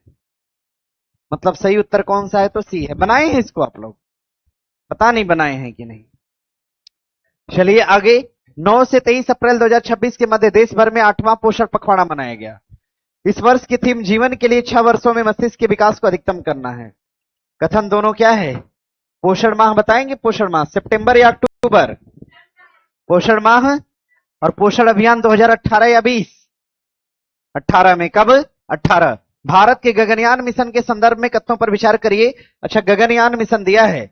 गगनयान का एक मिशन था जिसको जीवन मिशन कहा गया, जिसको जीवन चरण कहा गया। ये छोड़ा गया दिसंबर 2025 में। ध्यान दीजिएगा, अभी पार्टिकुलर गगनयान मिशन जाएगा। मतलब अभी फिलहाल इसको अच्छे से तैयार किया जा रहा है। गगनयान कार्यक्रम में पृथ्वी की निचली कक्षा में मानव अंतरिक्ष उड़ान की परिकल्पना की गई है। प्रक्षेपण यान मार्क 3 को गगनयान मिशन के लिए प्रक्षेपण यान के रूप में प्रयोग किया जाएगा। यानी गगनयान का जो विमान होगा उसका नाम क्या है? LVM mark 3। क्या नाम है? तो ध्यान दीजिएगा, इसका नाम है एलवीएम मार्क 3। ध्यान दीजिएगा। यानी कथन दोनों अपने आप में क्या है? सही है। आगे प्रश्न है। प्रश्न दिया है कि रक्षा अनुसंधान और विकास के संदर्भ में निम्नलिखित कथनों पर विचार करिए। मतलब हम बात किसकी कर रहे हैं? डीआरडीओ। डीआरडीओ का नाम सुना है ना? डीआरडीओ ये रक्षा मंत्रालय के अधीन काम करता है। रक्षा मंत्रालय के अंतर्गत ये काम करेगा, जिसकी स्थापना होती है 1958। और डीआरडीओ का मुख्यालय कहां पर? दिल्ली। इसके अध्यक्ष कौन हो जाएंगे? समीर कामत। ऐसा सुना है आपने? चलिए, यह विज्ञान और प्रौद्योगिकी मंत्रालय के अधीन काम करेगा। बात सही है भाई, ये रक्षा मंत्रालय के अधीन काम करता है। रक्षा मंत्रालय के अधीन काम करेगा, मतलब पहला स्टेटमेंट गलत है। यह आयुध, माइक्रो इलेक्ट्रॉनिक्स, विज्ञान और सैन्य प्रणालियों पर काम करता है। बायो डाइजेस्टर तकनीकी डीआरडीओ द्वारा विकसित की गई। ये बात भी सही है। मतलब दोनों कथन अपने आप में क्या है? सही है। 2 और 3 सही है, पहला गलत है। बनाइए, आगे बढ़ा जाए। आगे देखिए प्रश्न है परमाणु संलयन के संबंध में। परमाणु संलयन तो सुने होंगे आप लोग। अरे नाभिकीय संलयन सुने हैं ना? हाँ, नाभिकीय संलयन। अच्छा, इसमें नाभिक जुड़ते हैं कि टूटते हैं? नाभिकीय संलयन में जब भी होगा तो नाभिक क्या होगा? जुड़ेगा। इसमें नाभिक के कण, जो नाभिक के कण होते हैं, कण, नाभिक के कण जो होते हैं ये सम्मिलित होते हैं, न कि विखंडित होते हैं। इसमें नाभिक के कण सम्मिलित होकर ऊर्जा उत्पन्न करते हैं। आइए पढ़ते हैं। संलयन नाभिकीय पदार्थ की प्लाज्मा नामक अवस्था होती है। बात सही है क्या? अगर आप नहीं जान पा रहे हैं तो एक बार जरा समझिएगा। देखिए, हमारा जो सूर्य है, सूर्य की अवस्था को हम क्या कहते हैं? गैस, द्रव, ठोस या प्लाज्मा? सूर्य की अवस्था क्या है? गैस को तेजी से गर्म करेंगे तो क्या बनेगा? प्लाज्मा। हवा में खूब सारा गैस था, ज्यादा टेम्परेचर बढ़ा दिया, टेम्परेचर बढ़ने से गैस क्या बना? प्लाज्मा। तो वही गैस का गोला क्या कहलाया? सूर्य कहलाया। तो सूर्य की अवस्था क्या है? प्लाज्मा। और सूर्य में ऊर्जा का स्रोत क्या है? नाभिकीय संलयन। यानी पहला सही है, एकदम सही है। आगे, हाइड्रोजन बम थर्मोन्यूक्लियर संयंत्र संलयन अभिक्रिया पर काम करेगा। हाइड्रोजन बम किस पर काम करता है? संलयन पर। परमाणु बम किस पर काम करेगा? विखंडन पे करेगा। मतलब कथन दोनों अपने आप में क्या है? सही है। बनाए हैं। चलिए आगे दिया है प्रश्न दिया है कि निम्नलिखित में से कौन सी भारतीय व्यवस्था में वित्तीय हस्तांतरण के संबंध में प्रमुख चुनौती है? वित्तीय संसाधनों का ऊर्ध्वाधर एकीकरण, राज्यों द्वारा अनुदान सहायता अपर्याप्त उपयोग, केंद्रीय करों पर राज्यों की अत्यधिक निर्भरता। बना लीजिएगा सी और बता रहे हैं कारण क्या है। भारतीय व्यवस्था में वित्तीय हस्तांतरण एक प्रमुख चुनौती है। जब कर बंटवारा होता है ना, तो राज्य और केंद्र के बीच विवाद छिड़ जाता है। समझ रहे हैं ना? किस राज्य ने कितना कर दिया, जो जितना ज्यादा कर देता है केंद्र सरकार उतना ही ज्यादा उसके लिए बजट पास करती है। समझ रहे हैं ना? अब इसमें क्या होता है, जो राज्य कम विकसित हो, जैसे एग्जाम्पल के तौर पे बिहार या और भी राज्य जहां पर विकास कम हो, तो कम विकसित राज्य उतना पैसा इकट्ठा करके नहीं दे पाते हैं केंद्र सरकार को, तो वहां पे डेवलपमेंट की स्थिति भी क्या होती है? डाउन होती है। तो ध्यान दीजिएगा, ये केंद्रीय करों पर राज्यों की आत्मनिर्भरता ये भारतीय अर्थव्यवस्था में वित्तीय चुनौती का कारण है। आगे देखिए प्रश्न है, परमाणु रिएक्टर के संबंध में कथनों पर विचार करिए। रिएक्टर में मंदक आमतौर पर नाभिक वाले परमाणु होते हैं जिनका उपयोग न्यूट्रॉन को अवशोषित करने के लिए किया जाता है। सुनिए, देखिए नाभिकीय रिएक्टर में मंदक के रूप में भारी नाभिक वाले परमाणु होते हैं जिनका उपयोग न्यूट्रॉन को अवशोषित नहीं बल्कि न्यूट्रॉन की गति को कम करने के लिए, लिखिएगा, न्यूट्रॉन की गति को कम करने के लिए किया जाता है। न्यूट्रॉन की गति को कम करने के लिए इनका प्रयोग किया जाता है। भारी जल का उपयोग रिएक्टर में मंदक के रूप में करते हैं। पढ़े ना आप लोग? अरे भारी जल का मतलब ड्यूटेरियम ऑक्साइड का प्रयोग परमाणु भट्टी में मंदक के रूप में किया जाता है। ये बात अपने आप में सही है। अच्छा ये बताइए, जहां पर 2 होगा वो सही होगा क्या? उत्तर सही होने के लिए क्या होना चाहिए? 2 होना चाहिए। उत्तर सही होने के लिए क्या होना चाहिए? 2 होना चाहिए, 2 होना चाहिए और 2 होना चाहिए। अच्छा क्या है? अच्छा सही नहीं है। अच्छा सही नहीं है, यानी 2 क्या है? सही है। यानी जहां 2 है उत्तर होगा, जहां 2 है उत्तर होगा, जहां 2 है उत्तर नहीं होगा। बनाइए। ये भी तो आसानी था इस हिसाब से। भाई क्वेश्चन बड़ा था, भले न पता हो, लेकिन क्वेश्चन लगाने में था आसान। अभी सब दिमाग पता नहीं एग्जाम में काम करता होगा या नहीं करता है जी? नहीं करता है। चलिए आगे बढ़िएगा। दिया है कि भाषणी पोर्टल भारत का आर्टिफिशियल इंटेलिजेंस आधारित एक पोर्टल है। बात सही है। भाषणी प्लेटफॉर्म सार्वजनिक डोमेन में एक एमएसएमई स्टार्टअप और व्यक्तिगत अन्वेषण के लिए एक आर्टिफिशियल इंटेलिजेंस भाषा प्रोग्राम है। ये बात भी सही है, बना लीजिएगा। कथन दोनों सही है। और आगे दिया है, अप्रैल 2026 में महाराष्ट्र सरकार द्वारा शुरू किए गए मेरा गांव मेरा स्वास्थ्य अभियान के संदर्भ में कथनों पर विचार करिए। दिया है, कौन सा कथन इनमें से ठीक नहीं है? इस अभियान का मुख्य उद्देश्य ग्रामीण क्षेत्रों में गुणवत्ता स्वास्थ्य सेवाओं की पहुंच को मजबूत बनाना। ये तो ठीक लग रहा है। अभियान में उपचार की अपेक्षा निवारक स्वास्थ्य देखभाल पर अधिक बल देना। सही है। इस अभियान के अंतर्गत केवल है। क्या कहते हो? गलत है। चलो काट देते हैं, यही गलत। धोखा कभी कभी हो सकता है, इससे बचना होगा ना। हमेशा नहीं होगा, लेकिन कभी कभी हो सकता है आप लोग के साथ। फिलहाल हमेशा मान के चलिए ना, 98% केस में केवल शब्द गलत होता है। 1-2% का चांस होता है कि सही हो सकता है। आगे है कि अच्छा ये बताइए ना सवाल नहीं दे सकता है कि 1969 में जन्म लेने वाले अगर देखा जाए तो क्रांतिकारी केवल महात्मा गांधी थे। क्या ऐसा क्वेश्चन हो सकता है? नहीं हो सकता है। अच्छा गलत है ये। और भी लोगों ने लिया था, क्या जाना कौन? चलिए ठीक है। चलिए दिया है, देखिए केवल शब्द एक तरह से देखा जाए तो नेगेटिव वाइब भी देता है, वो हमेशा गलत होता है। केवल शब्द का प्रयोग करना स्टेटमेंट में हमेशा गलत होता है। कभी कभी हो सकता है कि चांस थोड़ा अलग है, लेकिन ठीक है। मार्च 2026 में सरहुल झारखंड का है ना। सरहुल कहां का? झारखंड। देखिए कालबेलिया कहां का है? राजस्थान। अगर हम कालबेलिया की बात करेंगे कहां का? राजस्थान का। अगर हम बात करते हैं सिक्किम के अंदर कुछ है क्या? सिक्किम के अंदर सिक्किम का आर्किड है ना। हाँ आर्किड, अभी देखिए रिसेंटली वाला है आर्किड महोत्सव कहां का? सिक्किम। और कब? सन 2026 में। और आगे मध्य प्रदेश की बात करते हैं तो ध्यान दीजिएगा, ये एक सेकेंड, मध्य प्रदेश, ध्यान दीजिएगा, मलखम।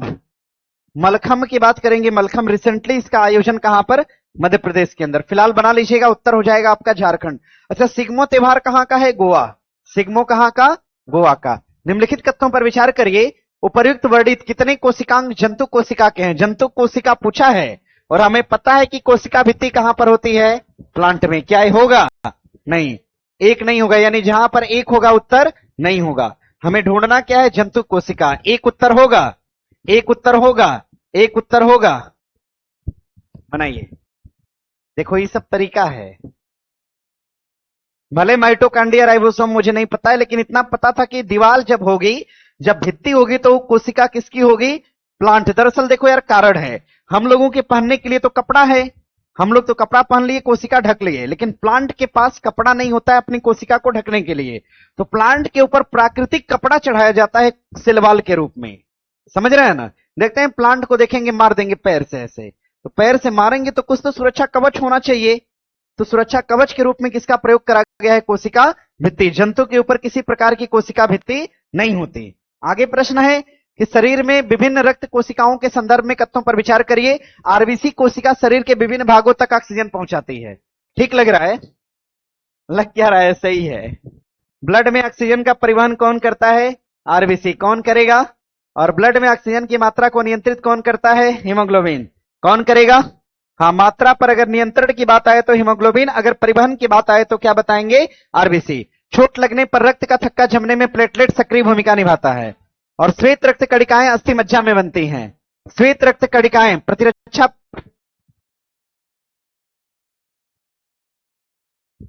आगे है, दिया है कि निम्नलिखित कथनों पर विचार करिए। 2 से 10 दिसंबर 2025 तक काशी तमिलम संगम का चौथा संस्करण बनारस में। हाँ, ये सही है। इस वर्ष का कार्यक्रम का मुख्य विषय तमिल सीखें, तमिल करलम है। ये बात सही है, बना लीजिएगा। कथन दोनों ठीक है। और आगे प्रश्न है, पादप कोशिका के संदर्भ में कौन सा कथन ठीक है? जरा ध्यान दीजिएगा। अच्छा, पादप कोशिका में प्लाज्मा झिल्ली और कोशिका भित्ति दोनों होता है। पादप कोशिका में कोशिका भित्ति है ना, अंदर एक झिल्ली भी होती है, पतली लेयर भी होती है। कोशिका भित्ति प्लाज्मा झिल्ली के अंदर होती है। भाई अंदर होगी कोशिका भित्ति हमेशा। कहां? सबसे पहले कोशिका भित्ति, उसके बाद प्लाज्मा झिल्ली। ध्यान दीजिएगा। और कोशिका भित्ति मुख्यतः ग्लूकोज से बनी होती है। किससे बनी होती है? सेलुलोज से। किससे बनी होती है? मतलब ये कथन क्या है? गलत। और हमें ढूंढना क्या है? यानी जहां 2 होगा कथन सही होगा। देख लो, बनाओ, लगा ना उत्तर? आराम से लग गया। अब भले ही सब ना पता हो, आराम से आप उत्तर बना सकते हैं। यही तरीका प्रयोग करिएगा एग्जाम में। जो इस तरीके से गया, जान लीजिए बहुत बेहतर करके आएगा। माइटोकांड्रिया की संरचना कार्य के संदर्भ में कथनों पर विचार करिए। माइटोकांड्रिया एक एकल झिल्ली युक्त कोशिकांग है। सुनिए सुनिए, देखिए, हमारी कोशिका में भी झिल्ली एक तो बाहर होती है और दूसरा कहां होती है? अंदर। उसी तरह से कोशिका के हर अंग में, केंद्रक में भी झिल्ली एक तो बाहर होती है, एक तो कहां होती है? अंदर। कोशिका के भीतर कोशिका कहा गया माइटोकांड्रिया को, तो माइटोकांड्रिया की एक तो झिल्ली ऊपर होगी और एक तो कहां होगी? अंदर। तो क्या एकल झिल्ली युक्त कोशिकांग है क्या? नहीं है। ये कैसा अंग है? द्विझिल्ली युक्त कोशिकांग है। यह कोशिकांग ऊर्जा का उत्पादन करने के लिए अवयवी श्वसन में शामिल है। भैया सर ध्यान दीजिएगा, जब भी हमें एनर्जी चाहिए, जब भी हमें ऊर्जा चाहिए, तो हमें श्वसन कहां करना होगा? हवा में। क्योंकि अगर हम बिना हवा के श्वसन करेंगे तो लैक्टिक अम्ल की क्या होती है? तो उत्पादकता बढ़ती है। तो उससे हमें ऊर्जा मिलेगी क्या? नहीं मिलेगी। आगे दिया है, इसमें दोहरे वृत्ताकार डीएनए अणु और कुछ आरएनए होते हैं। भैया डीएनए तो दोहरा वृत्ताकार है, लेकिन आरएनए भी है क्या? आरएनए क्या होता है? तो हम ये कह सकते हैं कि डीएनए दोहरा वृत्ताकार है, लेकिन आरएनए भी है क्या? हाँ, नहीं नहीं, सुनिए, क्या होता है? सिंगल। तो इसीलिए तो काट दिए। डीएनए डबल होता है, आरएनए क्या होता है? सिंगल। मतलब ये बात भी क्या है? गलत है। और पहला वाला कथन भी क्या है? गलत है। तो दूसरा वाला भी क्या है? क्या पूछा है? कोई भी नहीं है। क्या भैया?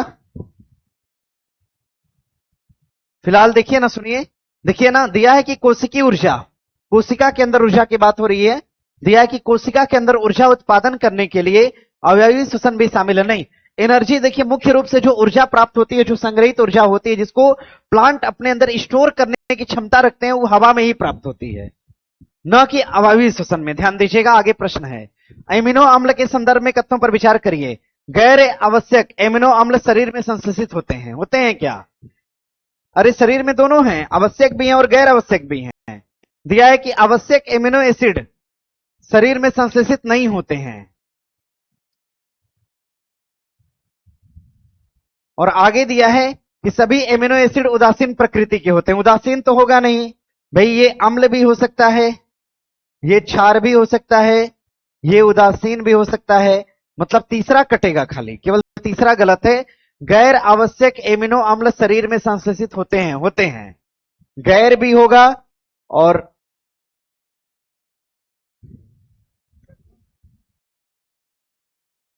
शरीर में संश्लेषित नहीं होते, ये तो कट जाएगा फिर।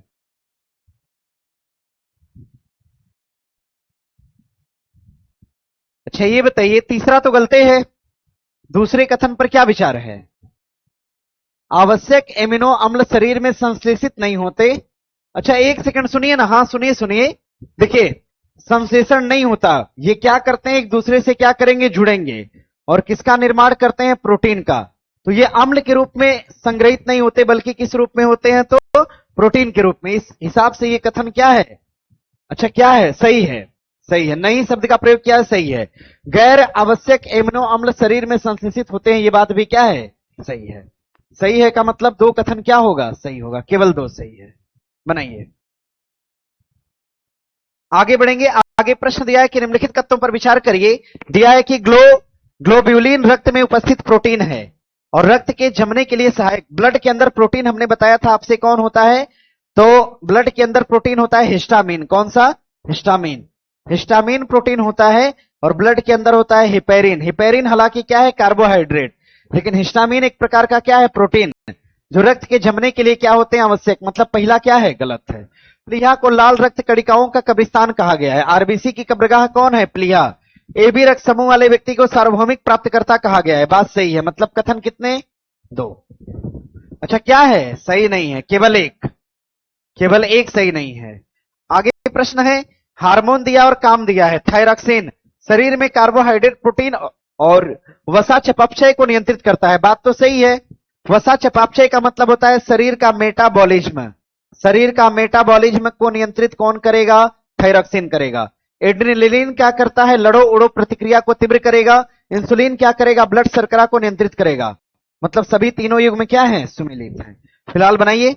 आगे प्रश्न है, घर्षण के संदर्भ में जब एक वस्तु दूसरे वस्तु की सतह पर लुढ़कती है तो उसकी गति के प्रतिरोध को लोटनिक घर्षण कहते हैं।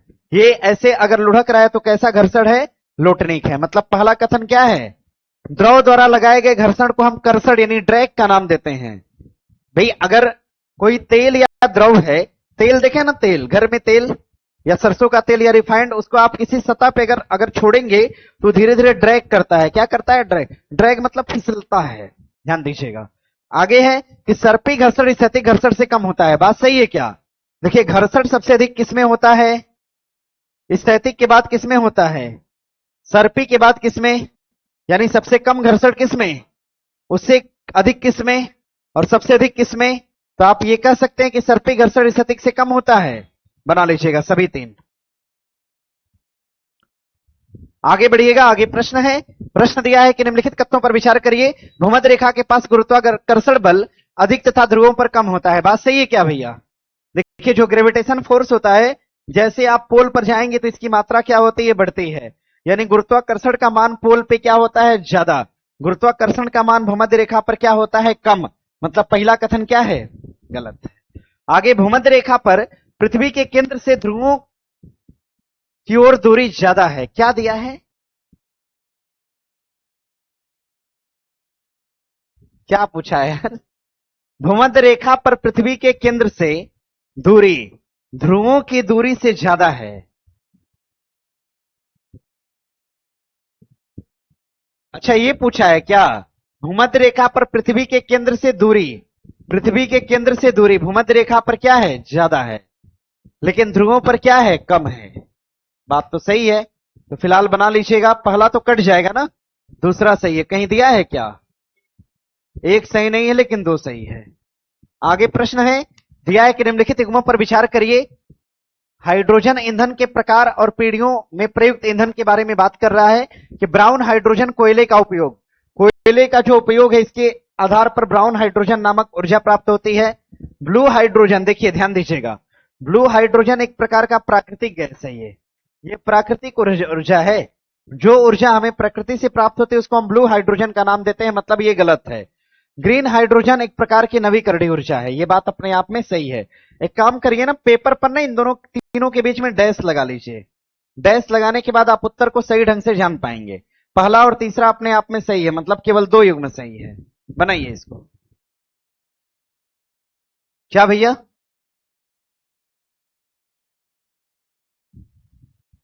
नहीं, क्या कह रहे हैं?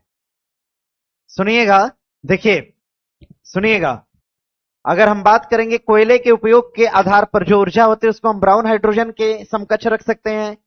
ज्वारी ऊर्जा, ज्वारी ऊर्जा कभी भी ब्लू हाइड्रोजन के अंतर्गत नहीं आती, ध्यान दीजिएगा। ज्वारी ऊर्जा आप लोग समुद्र से लगा रहे होंगे, नहीं, गलत हो जाएगा। जब भी ब्लू हाइड्रोजन की बात करेगा तो आप प्राकृतिक गैस यानी नेचुरल एनर्जी को बोलते हैं ब्लू हाइड्रोजन, न कि ज्वारी ऊर्जा को। ब्लू हाइड्रोजन हमेशा हम किसको बोलेंगे? तो ब्लू हाइड्रोजन हमेशा हम प्राकृतिक ऊर्जा को बोलते हैं।